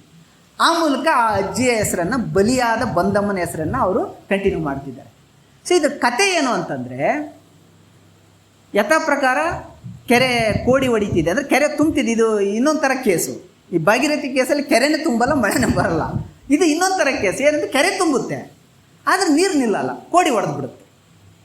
ಹಾಗಾದ್ರೆ ಕೋಡಿ ಹೊಡೆಯದೆ ನಿಲ್ಲಿಸೋಕ್ಕೆ ಏನು ಮಾಡಬೇಕು ಅಂತ ನೋಡಿದಾಗ, ಕೋಡಿ ಹೊಡೆಯದೆ ನಿಲ್ಲಿಸೋಕ್ಕೆ ಒಂದು ತುಂಬು ಗರ್ಭಿಣಿಯನ್ನು ಬಲಿ ಕೊಡಬೇಕು. ಗೌಡ ಆಯಿತು, ತನ್ನ ಸೊಸೆ ತುಂಬು ಗರ್ಭಿಣಿ ಇದ್ದಾಳೆ, ಮತ್ತು ಊರಿಗೋಸ್ಕರ ಕೊಟ್ಟರಾಯ್ತು ಬಿಡು ಅಂತ ಒಂದು ಸುಮ್ಮನೆ ಯೋಚನೆ ಮಾಡ್ತಾನೆ. ಈ ಯೋಚನೆ ಹೆಂಗೋ ಆ ತುಂಬು ಗರ್ಭಿಣಿಯ ತಂದೆ ಇನ್ನೊಂದು ಊರಿನ ಗೌಡ ಅವನಿಗೆ ತಿಳಿಯುತ್ತೆ. ಅವನು ಒಂದು 10 ಬಂಡಿಗಳನ್ನ ಏರಿ ಜನರನ್ನೆಲ್ಲ ಕರ್ಕೊಂಬಂದು ಈ ಗೌಡನಿಗೆ ಒಂದು ಬೆದರಿಕೆ ಆಗ್ತಾನೆ. ನಿನಗೇನು ಮಗಳನ್ನೇ ನಾವು ಬಲಿ ಕೊಡೋಕ್ಕೆ ಕೊಟ್ಟಿದ್ವಾ, ಬಳಸಕ್ಕೆ ಕೊಟ್ಟಿದ್ವಾ? ಹಂಗೇನಾರು ಮಾಡಿದ್ರೆ ನಿನ್ನ ಫಸ್ಟ್ ಬಲಿ ಕೊಡ್ತೀವಿ ಕೆರೆಗೆ, ನಮ್ಮೂರು ಕೆರೆಗೆ ತಗೊಂಡು ನಿನ್ನ ಬಲಿ ಕೊಡ್ತೀವಿ ಅಂತ ಗೌಡನಿಗೆ ಚೆನ್ನಾಗಿ ಧಮಿಕೆ ಹಾಕ್ತಾರೆ. ಆವಾಗ ಅದನ್ನ ಡ್ರಾಪ್ ಮಾಡಿಬಿಡ್ತಾನೆ ನಮ್ಮ ಗೌಡ. ಇದು ಯಾಕೋ ಎಡವಟ್ಟಾಗಂಗಿದೆ, ಇದು ಸರಿ ಹೋಗಲ್ಲ ಅಂತ ಅವನು. ಹಾಗಾದ್ರೆ ಯೋಚನೆ ಬೀಳ್ತಾನೆ, ಏನು ಮಾಡೋದು ಅಂತ. ನೋಡ್ರಿ, ಕುಲಕರ್ಣಿಗಳು ಎಷ್ಟು ಅನಾಹುತಗಳು ಮಾಡಿದ್ದಾರೆ ಅಂತಂದರೆ, ಆ ಗೌಡನ ಹತ್ರ ಇರೋ ಕುಲಕರ್ಣಿ ಒಂದು ಕತೆ ಹೇಳ್ತಾನೆ. ಗೌಡ್ರೆ, ನಿಮ್ಮ ಮನೆಯಲ್ಲಿ ಜೀತ ಮಾಡ್ತಿದ್ದಾನಲ್ಲ ತಿಮ್ಮ, ಅವನು ನಿಮಗೇನಂತಾನೆ? ಅವನು ಗೌಡ ಅಂತಾನೆ, ಅಪ್ಪರೆ ಅಂತಾನೆ. ಹೌದಾ? ಮತ್ತು ಅಪ್ಪರೆ ಅಂದರೆ ಆ ತಿಮ್ಮನ ಹೆಂಡತಿ ನಿನಗೇನಾಗ್ತಾಳೆ? ಸೊಸೆ ಆಗ್ತಾಳೆ. ಮತ್ತು ಈಗ ತಿಮ್ಮನ ಹೆಂಡತಿ 9 ತಿಂಗಳು ಗರ್ಭಿಣಿ, ಅವಳನ್ನಾಗ ಬಲಿ ಕೊಡ್ಬಾರ್ದು? ಅವಳು ನಿನ್ನ ಮಗಳು, ನಿನ್ನ ಸೊಸೆ ಇದ್ದಂಗಲ್ವಾ ಅಂತ. ಸೊ ಈ ನರೇಶನನ್ನು ಆ ತಿಮ್ಮನ ತಂದೆ, ಅವನು ಜೀತಗಾರ, ಅವನು ಈಗಾಗಲೇ ಒಂದು ಅರ್ಥದಲ್ಲಿ ರಿಟೈರ್ಡ್ ಆಗಿದ್ದಾನೆ, ಅಂದರೆ ಅವನು ಕೆಲಸ ಮಾಡೋಕ್ಕಾಗದೆ ಮನೆಯಲ್ಲಿದ್ದಾನೆ. ಅವನನ್ನು ಕರೆಸಿ ಕಮಿಟ್ ಮಾಡಿಸ್ತಾರೆ. ಹಿಂಗೆ ಶತಶತಮಾನಗಳ ಕಾಲ ನಿನ್ನ ಸೊಸೆ ಬಲಿಯಾಗಿಬಿಟ್ರೆ ಅವಳು ದೇವತೆಯಾಗಿ ಆರಾಧನೆಗೊಳ್ತಾಳೆ ಅಂತ. ಸೊ ಇಷ್ಟೆಲ್ಲ ಕತೆ ಕಟ್ಟಿ ಆಕಿನ ಬಲಿಗೆ ಸಿದ್ಧ ಮಾಡ್ತಾರೆ. ಯಾಕೆ ಅಂತಂದರೆ ಆ ದಲಿತ ಹೆಣ್ಮಗಳ ತಂದೆನೋ ತಾಯಿನೋ ಈ ಗೌಡನಿಗೆ ಬಂದು ಎದುರಿಸಿ ಅದನ್ನು ತಪ್ಪಿಸೋ ಶಕ್ತಿ ಇಲ್ಲದೆ ಅಂತವ್ರು. ಸೊ ಅದು ಹೆಂಗೆ ಅಂದರೆ ನಿಮ್ಮಂಗೆ ಈಗ ಭಾಗೀರಥಿ ಥರದ ಕತೆ ಥರ ಅಲ್ಲ. ಒಂದು ಸ್ಟೆಪ್ ಹತ್ತಿದ್ರೆ ಅರ್ಧಕ್ಕೆ ನೀರು ಬಂದವು, 2 ಸ್ಟೆಪ್ ಹತ್ತಿ ಒಂಥರ ಒಳ್ಳೆ ಮ್ಯಾಜಿಕ್ ಥರ ಹೆಂಗೆ ನೀರು ಬಂದು ಹಂತ ಹಂತವಾಗಿ ಬಂದು ಹಿಂಗೆ ಮುಳುಗಿಸ್ತಂತ ಎಷ್ಟು ನೋಡಿ. ಅಲ್ಲಿ ಬಲಿ ಆದರೂ ಕೂಡ ನಮ್ಗೆ ಅದು ಬಲಿ ಅಂತ ದುಃಖ ಆಗೋದೇ ಇಲ್ಲ. ಅಯ್ಯೋ ಎಷ್ಟು ಚೆನ್ನಾಗಿ ಭಾಗೀರಥಿ ನೀರಲ್ಲಿ ಮುಳುಗೋಗ್ಬಿಟ್ಲಲ್ಲ ಅಂತ ಒಂಥರ ಒಂದು ರೀತಿ ಇದು ಅನಿಸುತ್ತೆ, ರೊಮ್ಯಾಂಟಿಕ್ ಅನಿಸುತ್ತೆ. ಅಯ್ಯೋ ಎಷ್ಟು ಚಂದ ನೀರು ಹಂತಕ್ಕೆ ಬಂದು ಭಾಗೀರಥಿ ಮುಳುಗಿಸ್ಬಿಡ್ತಲ್ಲ ಅಂತ. ಆದರೆ ಇಲ್ಲಿ ಹಂಗಲ್ಲ, ಅದು ನಿಜವಾಗ್ಲೂ ಬಲಿ ಆಗಿದ್ದೆ ಹೆಂಗೆ ಅಂತಂದರೆ, ಒಂದು ಗುಂಡಿ ತೋಡಿದ್ದಾರೆ, ಆ ಗುಂಡಿಯಲ್ಲಿ ಅವಳು ಕೂರಿಸಿ ಆಕೆಗೆಲ್ಲ ಪೂಜೆ ಮಾಡಿದ್ದಾರೆ. ಪೂಜೆ ಮಾಡಿ ಇಡೀ ಜನರನ್ನು ಆ ಊರಿಗೆ ನೋಡೋಕ್ಕೆ ಬಂದಿದ್ರಲ್ಲ ಇಡೀ ಜನರನ್ನು ಊರಿಗೆ ಕಳಿಸಿ ಆ ಗುಂಡಿ ಮುಚ್ಕೊಳ್ಳುವಂಥ ಒಂದು ದೊಡ್ಡ ಪಟಕದ ಕಲ್ಲನ್ನು ಧಬ್ ಅಂತ ಹಾಕಿ ಎಲ್ಲ ಮನೆಗೆ ಬರ್ತಾರೆ. 3 ದಿನ ಆ ಕಡೆ ಯಾರು ಸುಳಿದಾಡೋ ಥರದ ಒಂದು ಕಟ್ಟುನಿಟ್ಟನ್ನು ಆ ಗೌಡ ನಿಷೇಧ ಮಾಡ್ತಾನೆ. 2 ದಿನ ನಿರಂತರವಾಗಿ ಆಕೆ ಗೋಳೋ ಅಂತ ಅಳುತ್ತಾಳೆ. 2 ದಿನ ಆದಮೇಲೆ ಆಕೆ ಹೆರಿಗೆ ಆಗಿಬಿಡುತ್ತೆ. ಆ ಮಗು ಅಳೋದಕ್ಕೆ ಶುರುವಾಗುತ್ತೆ, ಮಗುವಿನ ರೋದನ ಶುರುವಾಗುತ್ತೆ. ಇಡೀ ಊರಿಗೆ ಕೇಳಿಸ್ತಿದೆ, ಅದು ಯಾರೂ ಹೋಗಂಗಿಲ್ಲ. 3-4ನೇ ದಿನ ರಕ್ತಸ್ರಾವ ಆಗಿ ಆ ಮಗು ಇದೆಲ್ಲ ಆಗಿ ನೀರಿಲ್ದಂಗೆ 3ನೇ ದಿನದ ಕೊನೆಗೆ ಆ ತಾಯಿ ಮತ್ತು ಮಗು ಸಾವನ್ನ. ಸೊ ಇಂಥ ಒಂದು ದಾರುಣವಾದಂಥ ಒಂದು ಘಟನೆ ರಿಯಲ್ ಅಂದರೆ ನಡೆದಿರೋದು. ನಾವು ಬಲಿ ಕೊಟ್ಟ ಗೌಡ್ರ ಮನೆಗೂ ಹೋಗಿದ್ವಿ, ಆ ಬಲಿಯಾಗಿರುವ ಆ ಬಂದಮ್ಮನ ಮನೆಗೂ ಹೋಗಿದ್ವಿ. ಇದು 2 ಕೆರೆ ಅಂತ, ಇದು ಚಳ್ಳಕೆರೆಯಿಂದ ಒಂದು 50 ಕಿಲೋಮೀಟರ್ ಆಂಧ್ರ ಪ್ರದೇಶದ ಒಂದು ಹಳ್ಳಿ ಅದು. ಅವ್ರನ್ನ ನಾವು ವಿಚಾರ ಮಾಡಿದಾಗ ಅದು ಯಾವ ಲೆವೆಲ್ಗೆ ಅದನ್ನ ಇದು ಮಾಡಿದರು ಅಂತಂದರೆ, ಇವರು ಒಂದು ಯಾವುದೋ ಆ ಕೆರೆ ದಡದಲ್ಲಿರುವಂಥ ಒಂದು 3 ಎಕರೆ ಏನೋ ಕೊಟ್ಟರು. ಆದರೆ ಅದು ಈಗ ಪೂರ್ತಿ ಜಾಲಿ ಬೆಳೆದಿದೆ. ಅದನ್ನು ಹೆಂಗೆ ಕೊಟ್ಟರು ಅಂದರೆ, ಅಲ್ಲಿರೋ 10 ದಲಿತ ಕುಟುಂಬಗಳಿಗೆ ಸೇರಿಸಿಕೊಟ್ಟಿದ್ದಾರೆ. ಅದು ಯಾರು ಅದನ್ನ ತಗೊಳಂಗಿಲ್ಲ, ಮಾಡಂಗಿಲ್ಲ, ಬಿಡೋಂಗಿಲ್ಲ ಅಂಥ ಒಂದು ಇದು. ಅದು ಒಂದು 3 ಕಲ್ಲನ್ನ ಒಂದ್ರ ಮೇಲೆ ಒಂದು ಹಿಂಗೆ ಹಾಕಿಟ್ಟಿದ್ದಾರೆ. ಅಂದರೆ ಯಾವ ಶತಮಾನದ ಕಾಲ ನೀವು ದೇವತೆ ಆಗಿರ್ತಾಳೆ ಅಂತ ಹೇಳಿದ್ರಿ, ಅಲ್ಲಿ ಜಾತಿ ಕೂಡ ಭಾಳ ಮುಖ್ಯವಾದ ಪ್ರಶ್ನೆ ಅನ್ನೋದು ನಾನು ಹೇಳ್ತೀನಿ. ಯಾಕೆ ಅಂತಂದರೆ, ಆ ದಲಿತ ಕುಟುಂಬ ಮಾತ್ರ ಪ್ರತಿ ವರ್ಷ ಹೋಗಿ ಒಂದು ಹಬ್ಬ ಮಾಡ್ಕೊಂಡು ಬರುತ್ತೆ, ಬಿಟ್ಟರೆ ಆ ಊರಿನವ್ರಿಗೆ ಆ ಬಂದಮ್ಮನ ಬಗ್ಗೆ ಯಾವ ಒಂದು ಇದು ಇಲ್ಲ. ಸೊ ಅದು ಕಂಟಿನ್ಯೂ ಹೆಂಗಾಗುತ್ತೆ ಅಂತಂದರೆ, ಆಕೆ ದೆವ್ವ ಆಗಿಬಿಟ್ಲು ಅಂತ ನಮ್ಮ ಹಳ್ಳಿಗಳಲ್ಲಿ ನಂಬಿಕೆ. ಆಕೆ ಅದಾದಮೇಲೆ ಬಲಿ ಆದಮೇಲೆ ಒಂದಷ್ಟು ದಿನ ಆದಮೇಲೆ ಬೆಳಗಿನ ಜಾವ ಆಕೆ ಹಾಡೋಕ್ಕೆ ಶುರು ಮಾಡಿದ್ಲಂತೆ. ಆ ಮಗುವಿಗೆ ಜೋಗುಳ ಹಾಡೋಕ್ಕೆ ಶುರು ಮಾಡಿದ್ಲಂತೆ. ಕರೆಕ್ಟ್ 4-5 ಗಂಟೆಗೆ ಹಾಡ್ತಾ ಇದ್ಲಂತೆ. ಆ ಹಾಡೋದು ನೋಡಿ ಆ ಹಳ್ಳಿಯಲ್ಲಿರೋ ಎಲ್ಲ ಹೆಣ್ಮಕ್ಳು ಆ ಹೆಣ್ಮಕ್ಳನ್ನ ಎಬ್ಬಿಸ್ತಿದ್ರಂತೆ. ಬಂದ ಮಾಡೋಕ್ಕೆ ಶುರು ಮಾಡಿದ್ಲು, ಎದ್ದಳ್ರೆ ಅಂತ ಸೊಸೆಯಂದ್ರೆಲ್ಲ ಎಬ್ಬಿಸಿ ಕೆಲಸಕ್ಕೆ ಶುರು ಮಾಡಿದ್ರಂತೆ. ಆ ಇಡೀ ದಿನಚರಿನೇ ಆ ಬಂದಮ್ಮನ ಹಾಡಿನ ಮೂಲಕ ಶುರು ಆಗ್ತಿತ್ತಂತೆ. ಆಮೇಲೆ ಈ ಸೊಸೆಯಂದ್ರಿಗೆ ಸಿಟ್ಟು ಬಂದ್ಬಿಡ್ತು. ಈಕೆ ಬಂದಮ್ಮಕ್ಕೆ ಬೆಳಗ್ಗೆ ಹಾಡೋಕ್ಕೆ ಶುರು ಮಾಡಿ ನಮ್ಮನ್ನು ಬೆಳಗಿನ ನಿದ್ದೆನೆಲ್ಲ ಕೆಡಿಸ್ತಿದ್ದಾಳೆ ಅಂತ, ನೀನು ಬಾಯಿ ಸೀದೋಗ ಅಂತ ಈ ಸೊಸೆಯಂದ್ರೆಲ್ಲ ಬೈಯಕ್ಕೆ ಶುರು ಮಾಡಿದ್ರಂತೆ. ಸೊ ಅದನ್ನು ಕೇಳಿಸ್ಕೊಂಡು ಬಂದಮ್ಮ ಅವತ್ತಿನಿಂದ ಆ ಜೋಗುಳ ಹಾಡನ್ನು ನಿಲ್ಲಿಸಿದ್ರು. ಸೊ ಇದು ಆ್ಯಕ್ಚುಲ್ ಆಗಿ ನಡೆದಿರುವ ಒಂದು ಘಟನೆ. ಆದರೆ ಈ ಘಟನೆ ಬಗ್ಗೆ ಒಂದು ಹಾಡು ಕತೆ ಏನೂ ಇಲ್ಲ. ಯಾಕೆ ಇಷ್ಟು ಹೃದಯ ವಿದ್ರಾವಕವಾಗಿರುವಂಥ ಈ ಘಟನೆ ಮೂಲಕ ಯಾಕೆ ಒಬ್ಬ ಜನಪದರ ಹಾಡು ಕಟ್ಟಲಿಲ್ಲ? ಯಾಕೆ ಒಂದು ಕತೆ ಕಟ್ಟಲಿಲ್ಲ? ಯಾಕೆ ಇದ್ರ ಬಗ್ಗೆ ನಾವು ಚರ್ಚೆ ಮಾಡಲಿಲ್ಲ? ನೋಡಿ, ಇಲ್ಲಿ ಗೌಡನ ಸೊಸೆ ಭಗೀರಥಿ ಆಗಿಲ್ಲ ಅನ್ನೋ ಕಾರಣಕ್ಕೆ ಹಾಡು ಕಟ್ಟಿದ್ರು. ಆದರೂ ಹೆಚ್ಚು ಕಡಿಮೆ ನಮಗೆ ಆ ಥರದ್ದು ಒಂದು 21 ಟೆಕ್ಸ್ಟ್ಗಳು ಸಿಗುತ್ತೆ ಬೇರೆ ಬೇರೆ ಬೇರೆ ಕಂಟೆಕ್ಸ್ಟಲ್ಲಿ. ಅಂದರೆ ಮೇಲ್ಜಾತಿಯ ಗೌಡನ ಸೊಸೆ ಬಲಿಯಾದ್ಲು ಅನ್ನೋದಕ್ಕೆ ಅದು ಆಗಿದ್ಲೋ ಇಲ್ಲ, ಅದಕ್ಕೆ ನಮಗೆ ಇದಿಲ್ಲ, ಪುರಾವೆ ಇಲ್ಲ. ಆದರೆ ಆ ಥರದ ಟೆಕ್ಸ್ಟ್ಗಳು ಹುಟ್ಟುತ್ತವೆ. ಅಂದರೆ ನಾವು ಯಾವುದನ್ನು ಜನಪದ ಟೆಕ್ಸ್ಟ್ಗಳು ಅಂತ ಕರಿತೀವಿ, ಆ ಟೆಕ್ಸ್ಟ್ಗಳ ರಚನೆಯಲ್ಲೂ ಕೂಡ ಒಂದು ಪಾಲಿಟಿಕ್ಸ್ ಆಗಿದೆ. ಆ ಟೆಕ್ಸ್ಟ್ಗಳ ಸಂರಚನೆಯಲ್ಲೂ ಕೂಡ ಒಂದು ಆಳದಲ್ಲಿ ಒಂದು ಪಾಲಿಟಿಕ್ಸ್ ಇದೆ. ಸೊ ಇದನ್ನು ನಾವು ಕುರುಡಾಗಿ ಅಂತೂ ಇದನ್ನು ಯಾವುದನ್ನು ಇಂಥ ಒಂದು ಬೇಸಾಗಿರುವಂಥ ಪ್ರಶ್ನೆಗಳನ್ನ ಎತ್ತುಕೊಳ್ಳದೆ ನಾವು ಜಾನಪದವನ್ನು ಅಧ್ಯಯನ ಮಾಡ್ತಿದ್ದೀವಿ ಅಂತ ನನಗನ್ನಿಸ್ತಿದೆ. ಸೊ ಇದು ನಾನು ಕಳೆದ 20 ವರ್ಷದಲ್ಲಿ ಜಾನಪದ ಅಧ್ಯಯನವನ್ನು ಮಾಡ್ತಾ ಈ ಪಶ್ಚಿಮದ ಥಿಯರಿಗಳನ್ನೆಲ್ಲ ಒಂದು ಕಡೆ ಬದಿಗಿಟ್ಟು ಕ್ಷೇತ್ರ ಕಾರ್ಯದ ಮೂಲಕ ಕಂಡುಕೊಂಡಿರುವಂಥ ಕೆಲವು ಸತ್ಯಗಳು. ಇನ್ನು ಕೊನೆಯದಾಗಿ ಒಂದು 5 ನಿಮಿಷ ಮಾತಾಡಿ ನಾನು ಮಾತು ಮುಗಿಸ್ಬಿಡ್ತೀನಿ. ಜಾನಪದ ಅಧ್ಯಯನದ ಹೊಸ ಸಾಧ್ಯತೆಗಳು ಅಂತ ತೊಗೊಂಡಾಗ ನಾನು ಸುಮ್ಮನೆ ಒಂದು 2-3 ಘಟನೆಗಳನ್ನ ಹೇಳ್ತೀನಿ. ಏಕೆ ಅಂತಂದ್ರೆ, ಒಂದು ಏನಂತಂದರೆ, ಉತ್ತರ ಕರ್ನಾಟಕದಲ್ಲಿ ವಿಶೇಷವಾಗಿ ಬಿಜಾಪುರ, ಬೆಳಗಾಂ, ಬಾಗಲಕೋಟೆ, ಸ್ವಲ್ಪ ಅಫ್ಜಲ್ಪುರ ಮತ್ತು ಗುಲ್ಬರ್ಗ ಜಿಲ್ಲೆಯ ಈ ಭಾಗದಲ್ಲಿ ನಿಮ್ಗೆ ಹೇಳಿದರೆ ಆಶ್ಚರ್ಯ ಆಗುತ್ತೆ, 200ರಿಂದ 300 ಹುಡುಗಿಯರು 8 ವರ್ಷದಿಂದ ಹಿಡ್ಕೊಂಡು 20-22 ವರ್ಷದ ಹುಡುಗಿಯರು ಡೊಳ್ಳಿನ ಪದಗಳನ್ನ ಹಾಡ್ತಿದ್ದಾರೆ. 300 ಹುಡುಗಿಯರು ಹಾಡ್ತಿದ್ದಾರೆ. ನೀವು ಸುಮ್ಮನೆ ನಾನು ಎಕ್ಸಾಗ್ರೇಷನ್ ಮಾಡ್ತೀನಿ ಅಂತಂದರೆ ನೀವು ಯೂಟ್ಯೂಬ್ಗೆ ಹೋಗಿ ಡೊಳ್ಳು ಸಾಂಗ್ಸ್ ಅಥವಾ ಡೊಳ್ಳಿನ ಹಾಡು ಅಂತ ನೀವು ಸುಮ್ಮನೆ ಯೂಟ್ಯೂಬಲ್ಲಿ ಸರ್ಚ್ ಕೊಟ್ಟರೆ ಆ ಎಲ್ಲ ಹುಡುಗಿಯರು ಹಾಡುವ ಯೂಟ್ಯೂಬ್ನ ವೀಡಿಯೋಗಳು ನಿಮ್ಗೆ ಸಿಗುತ್ತೆ. ಸೊ ಈ ಹುಡುಗಿಯರ ಬಗ್ಗೆ ನಾನು ಸ್ಟಡಿ ಮಾಡ್ತಿದ್ದೀನಿ. ನನಗೆ ಇದು ದುರಂತ ಏನಂತಂದರೆ, ಅಷ್ಟು ನಾನು ಅಧ್ಯಯನ ಮಾಡೋಕ್ಕೆ ಹೋದಾಗ ಆ ಹುಡುಗಿಯರನ್ನ ಮಾತಾಡೋಕ್ಕೆ ಯಾರ್ಯಾರು ಬಿಡ್ತಿಲ್ಲ. ಸರ್ ಅವ್ರೇನು ಸರ್ ಆಡೋದು, ನಮ್ದು ತಂಡದಾಗ ಆಡ್ತೀವಿ, ನಾವು ಹೇಳ್ತೀವಿ ಕೇಳ್ರಿ, ಏನು ಬೇಕು ಕೇಳ್ರಿ ನೀವು ಅಂತ ಗಂಡಸರು. ಇಲ್ಲಪ್ಪ ಹುಡುಗಿಯರು ಆಡ್ತಿದ್ರಲ್ಲ ಅದನ್ನ ಅವ್ರನ್ನ ಕೇಳೋಕ್ಕಂದ್ರೆ ಅವ್ರ ಜೊತೆಗೆ ಮಾತಾಡೋಕ್ಕೆ ಬಿಡ್ತಿಲ್ಲ ನಾನು.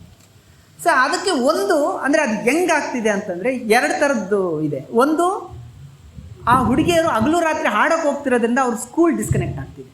ತುಂಬ ಹುಡುಗಿಯರು ಸ್ಕೂಲ್ ಬಿಡ್ತಿದ್ದಾರೆ. ಸೊ ಇನ್ನೊಂದು ವರ್ಷನ್ ಇದೆ, ಅದು ಏನಂತಂದರೆ ಆ ಹುಡುಗಿಯರ ಎಜುಕೇಷನ್ಗೆ ಅಲ್ಲಿ ಹಣ ಸಿಗ್ತಿದೆ. ಒಂದು ಹುಡುಗಿಗೆ ಆಡಿಕೆಗೆ, ಒಂದು ಹಾಡಿಕೆಗೆ 3,000 ರಿಂದ 4,000 ರೂಪಾಯಿ ಮಿನಿಮಮ್ ಸಿಗ್ತಿದೆ. ಒಂದು 20,000 ರಿಂದ 25,000 ದೂರದ ಆಧಾರದ ಮೇಲೆ ಹಾಡ್ತಿದ್ದಾರೆ.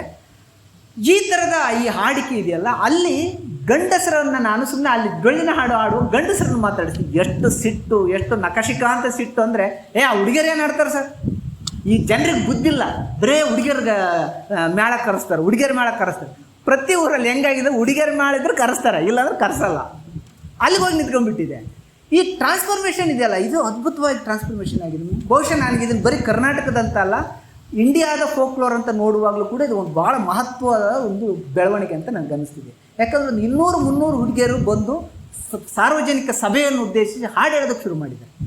ಈಗೇನೋ ಅವರು ಗಂಡಸರು ರಚನೆ ಮಾಡಿಕೊಟ್ಟು ಹಾಡು ಆಡ್ತಿದ್ದಾರೆ, ಆದರೆ ಅವರು ಹಾಡ್ತಾ ಅವರು ಸ್ವಂತ ಹಾಡೋದಕ್ಕೆ ಶುರು ಮಾಡ್ತಾರೆ ಅನ್ನೋ ವಿಶ್ವಾಸ ನನಗಿದೆ. ಸೊ ಆ ಥರದ್ದು ಒಂದು ಸುಮಿತ್ರಾ ಮುಗುಳಿಯಾಳ್ ಅಂತ ಕಳೆದ 15-20 ವರ್ಷ ಹಾಡ್ತಿರೋಂಥ ಹುಡುಗಿ, ಅವಳಿಗಾಗಲೇ ಅವಳ ಸ್ವಂತ ಹಾಡು ಕಟ್ಟಿ ಹಾಡ್ತಿದ್ದಾಳೆ.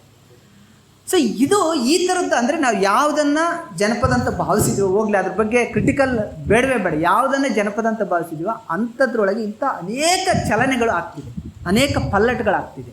ಸೊ ಇಂತಹ ಪಲ್ಲಟಗಳನ್ನು ನಾವು ಗುರುತಿಸೋಕ್ಕೆ ಸಾಧ್ಯ ಆದರೆ ಜಾನಪದದ ಈ ಥರದ ವೆಸ್ಟರ್ನ್ ಥಿಂಕ್ಗಳನ್ನ ನಾವು ಆ ವ್ಯಾಖ್ಯಾನಗಳನ್ನು, ಸಿದ್ಧಾಂತಗಳನ್ನ ಮೀರಿ ಕನ್ನಡದ್ದೇ ಆದಂತಹ ಈ ನೆಲದ ಕೆಲವು ಥಿಯರಿಗಳನ್ನ ಹುಟ್ಟಿಸೋದಕ್ಕೆ ಸಾಧ್ಯ ಇದೆ ಅಂತ ನನಗೆ ಅನಿಸುತ್ತೆ. ಬಹುಶಃ ಇಡೀ ನಮ್ಮಲ್ಲಿ ಸಾಕಷ್ಟು ಸಂಗ್ರಹ ಆಗಿದೆ ಜಾನಪದದಲ್ಲಿ. ಸರ್ ಹೇಳ್ತಾ ಇದ್ರು ಹೆಚ್ಚು ಕಡಿಮೆ 400 ಗಂಟೆಗಳು ನೋಡುವಷ್ಟು ವೀಡಿಯೋಗಳಿದೆ ಅಂತೆಲ್ಲ ಹೇಳ್ತಿದ್ರು. ಅಂಥ ಸೋರ್ಸ್ ತುಂಬ ಇದೆ.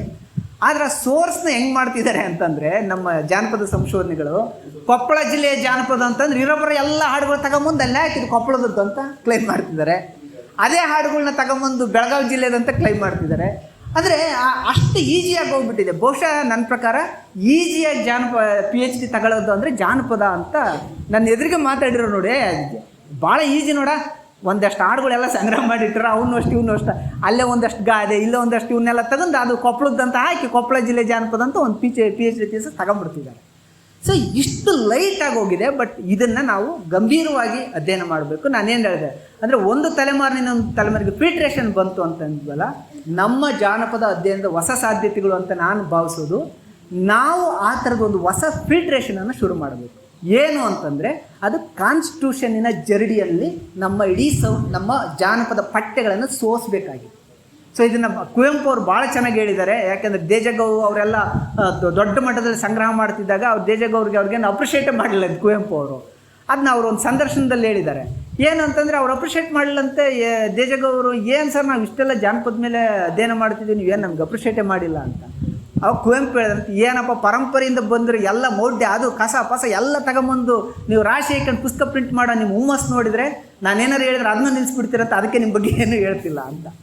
ಅಂದರೆ ಅವ್ರು ಹೇಳಿದರು, ಸೋಸಬೇಕು ಇದನ್ನು. ಜಾನಪದ ಭಾಳ ಮೌಢ್ಯಗಳಿಂದ ಬಂದುಬಿಟ್ಟಿದೆ ಹರ್ಕೊಂಡು, ಯಾವುದ್ಯಾವುದೋ ಪರಂಪರೆಯಿಂದ ಮೌಢ್ಯಗಳು, ಏನೇನೋ ಅಜ್ಞಾನ ಎಲ್ಲದೂ ಹರ್ಕೊಂಡು ಬಂದುಬಿಟ್ಟಿದೆ. ಇದನ್ನು ನಿಮ್ಮ ಜ್ಞಾನದ ಇದರಿಂದ ಸೋಸ್ರಿ, ಅದನ್ನು ಸೋಸಿ ಅಧ್ಯಯನ ಮಾಡಿರಿ, ಸೋಸಿ ಸಂಗ್ರಹ ಮಾಡಿರಿ, ಉಳಿಸ್ಬೇಕಾದದನ್ನ ಮಾತ್ರ ಸಂಗ್ರಹ ಮಾಡಿರಿ, ಉಳಿಸ್ಬೇಕಾಗಿರೋದನ್ನ ತೆಗೆದಾಕ್ರಿ ಅಂತ ಸ್ವತಃ ಕುವೆಂಪು ಈ ಮಾತನ್ನು ಭಾಳ ಹಿಂದೆ ಹೇಳಿದ್ದಾರೆ. ಬಟ್ ಇದನ್ನೊಂದು ಐಡಿಯಾ ಅಂತ ಇಟ್ಕೊಂಡು ನಮ್ಮ ಜಾನಪದ ಅಧ್ಯಯನದಲ್ಲಿ ದೊಡ್ಡ ಒಂದು ಆಲೋಚನೆ ಅಂತ ಇಟ್ಕೊಂಡು ನಾವು ಇದುವರೆಗೂ ಅದ್ರ ಬಗ್ಗೆ ಒಂದು ಡಿಬೇಟನ್ನು ಸೃಷ್ಟಿ ಮಾಡಿಲ್ಲ ಅಂತ ಅನಿಸುತ್ತೆ. ಸೊ ಈ ಅರ್ಥದಲ್ಲಿ ನನ್ನ ಪ್ರಕಾರ ನಮಗಿರೋ ಟೆಕ್ಸ್ಟ್ಗಳನ್ನು ಮತ್ತು ಸಂವಿಧಾನದ ಜರಡಿಯಲ್ಲಿ ಆ್ಯಂಟಿ ಕಾನ್ಸ್ಟಿಟ್ಯೂಷನಲ್ ಆಗಿರುವಂಥದ್ದೆಲ್ಲದನ್ನು ಒಂದು ಕಡೆ ಇಟ್ಟು ಕಾನ್ಸ್ಟಿಟ್ಯೂಷನ್ನ ಅಂದರೆ ಸಂವಿಧಾನದ ಆಶಯಗಳನ್ನು ವಿಸ್ತರಿಸುವ ತುಂಬ ಪಠ್ಯಗಳಿದೆ, ಇಲ್ಲ ಅಂತ ಹೇಳ್ತಿಲ್ಲ, ತುಂಬ ಪಠ್ಯಗಳಿದೆ. ಅಂತಹ ಪಠ್ಯಗಳನ್ನು ನಾವು ಸಂಗ್ರಹ ಮಾಡಬೇಕಾಗಿದೆ, ಅಥವಾ ಅದನ್ನು ಮತ್ತೆ ಅಂದರೆ ಮತ್ತೊಂದು ಹೊಸ ವಿಶ್ಲೇಷಣೆಗೆ ಒಳಗೆ ಮಾಡಬೇಕಾಗಿದೆ. ನೋಡಿ, ಕಂಟೆಕ್ಸ್ಟ್ನ ಕಾರಣಕ್ಕೆ ಒಂದು ಕೊನೆ ಮಾತೇಳಿ ನಾನು ಮಾತು ಮುಗಿಸ್ಬಿಡ್ತೀನಿ. ಎಲ್ಲ ಸಾರ್ವಜನಿಕವಾಗಿ ಅಭಿವ್ಯಕ್ತಿ ಆಗುವ ಎಲ್ಲ ಹಾಡುಗಳಲ್ಲಿ ನಮ್ಮ ಸಿದ್ಧಲಿಂಗಯ್ಯ ಇರ್ತಾರ, ಇಕ್ರಲ್ಲ ಓದಿರಲ್ಲ, ಈ ನನ್ನ ಮಕ್ಕಳ ಚರ್ಮ ಎಬ್ಬರಲ್ಲ ಅಂತ ನಮ್ಮ ಜನಪದರ ಹಾಡು ಕಟ್ಟಿಲ್ಲ. ಯಾಕೆ ಕಟ್ಟಿಲ್ಲ ಅಂತಂದ್ರೆ ಅದು ಸಾರ್ವಜನಿಕವಾಗಿ ಆಡ್ತಿದ್ರು. ಅಲ್ಲಿ ಗೌಡರು ಇರ್ತಿದ್ರು, ಶಾನ್ಭೋಗ್ರು ಇರ್ತಿದ್ರು, ಎಲ್ಲ ಮೇಲ್ಜಾತಿಯರು ಇರೋದ್ರಿಂದ ಆ ಸಿಟ್ಟೆಲ್ಲ ಅಡಗಿಸ್ಕೊಂಡು ಅವ್ರನ್ನೆಲ್ಲ ಒಳ್ಳೆ ಪದಗಳು ಕಟ್ಟಿದ್ದಾರೆ. ಆದರೆ ನಮ್ಮ ಅಜ್ಜಿಯರು, ನಮ್ಮ ಹೆಣ್ಣುಮಕ್ಕಳು ಮನೆ ಮುಂದೆ ಹೇಳ್ತಾ ಇದ್ರಲ್ಲ ನೋಡಿ, ಆ ಸಂದರ್ಭ ನೋಡ್ರಿ, ಕಂಟೆಕ್ಸ್ಟ್. ಅವ್ರು ಸಾರ್ವಜನಿಕರ ಮುಂದೆ ಹೇಳ್ತಿಲ್ಲ ಆ ಜನಪದ ಕಥೆಗಳನ್ನ, ಅವ್ರ ಮಕ್ಕಳ ಮುಂದೆ ಹೇಳ್ತಿದ್ದಾರೆ. ಮಕ್ಕಳ ಮುಂದೆ ಹೇಳ್ತಿರೋ ಕಾರಣಕ್ಕೆ ಅವ್ರಿಗೆ ಭಯ ಇಲ್ಲ, ಏನು ಹೇಳಿದ್ರು ಹೇಳ್ಬೋದು ಅಂತ. ಹಂಗಾಗಿ ನಮಗೆ ಜನಪದ ಕಥೆಗಳಲ್ಲಿ ಸ್ತ್ರೀ ಸ್ವಾತಂತ್ರ್ಯದ ಭಾಳ ಅದ್ಭುತವಾದ ಕಥನಗಳು ಮತ್ತು ಕೌಂಟರ್ ನರೇಷನ್ ಅದ್ಭುತವಾದ ಕಥನಗಳು ಜನಪದ ಕಥೆಯಲ್ಲಿ ಹುಟ್ಟಿದೆ, ಹಾಡುಗಳಲ್ಲಿ ಹುಟ್ಟಿಲ್ಲ. ಹಾಡುಗಳು ಯಾಕಂದರೆ ಅದು ಸಾರ್ವಜನಿಕವಾಗಿ ಅಭಿವ್ಯಕ್ತಿಗೊಳ್ತಿತ್ತು. ಅಲ್ಲಿ ಯಾರು ವಿರುದ್ಧವಾಗಿ ಹಾಡು ಕಟ್ಟಿದರೆ ಅಲ್ಲಿ ಎದುರಿಸಬೇಕಾಗಿತ್ತು, ಅದಕ್ಕೆ ಅವ್ರು ಅರ್ಥ ಕಟ್ಟಲಿಲ್ಲ. ಪಾಪ ಹೆಣ್ಮಕ್ಳು ಮನೆ ಮುಂದೆ ಹೇಳ್ತಿರೋ ಕಾರಣಕ್ಕೆ ಅವರು ಎಲ್ಲ ಸ್ವತಂತ್ರವನ್ನು ತೊಗೊಂಡು ಜನಪದ ಕಥೆಗಳು ಕಟ್ಟಿದ್ರು. ಯಾಕೆ ಅಂತಂದರೆ ಜನಪದ ಕಥೆಗಳಲ್ಲಿ ಹೆಣ್ಮಕ್ಳೇ ಸ್ಟ್ರಾಂಗ್ ಗುರು ಅನ್ನಂಗಿದೆ. ನೀವು ಎಲ್ಲ ಜನಪದ ಕಥೆಗಳು ಕರ್ಕ ಅದರಲ್ಲಿ ಭಾಳ ಗಂಡಸರೆಲ್ಲ ಸಪ್ಪೆ, ಅವಕ್ಕೇನು ಶಕ್ತಿ ಇಲ್ಲ. ಇವ್ರು ಕೀ ಕೊಡೋಕು, ಹೆಂಗಸರು ಕೀ ಕೊಟ್ಟರೆ ಅವು ಪಾಪ ಮಾತಾಡ್ತವೆ. ಅಷ್ಟರ ಮಟ್ಟಿಗೆ ಆ ಹೆಣ್ಮಕ್ಳು ಜನಪದ ಕಥೆಗಳನ್ನು ಕಟ್ಟಿ ಅದನ್ನು ಒಂದು ಸ್ತ್ರೀ ಶಕ್ತಿಯನ್ನು ರೀಜೆನ್ವೇಟ್ ಮಾಡಿದ್ದಾರೆ ಅಂತ ಅನಿಸುತ್ತೆ. ಈ ನೆಲೆಯಲ್ಲಿ ನಾವು ಜಾನಪದವನ್ನು ಹೊಸ ದೃಷ್ಟಿಕೋನದಿಂದ ಅಧ್ಯಯನ ಮಾಡಬೇಕು. ಮತ್ತು ಇನ್ನಾದರೂ ನಮ್ಮ ಪಶ್ಚಿಮದ ಈ ಥಿಯರಿಗಳನ್ನ ಅಥವಾ ಪಶ್ಚಿಮದ ವ್ಯಾಖ್ಯಾನಗಳ ಹಂಗನ್ನು ಮೀರಿ ನಮ್ಮ ನೆಲದಿಂದ ಒಂದು ಹೊಸ ಥಿಯರಿಗಳನ್ನ ನಾವು ಕಟ್ಟೋಕ್ಕೆ ಸಾಧ್ಯ ಆಗಬೇಕು ಅಂತ ಹೇಳ್ತಾ ನನ್ನ ಮಾತುಗಳನ್ನು ಮುಗಿಸ್ತೀನಿ. ನಮಸ್ಕಾರ.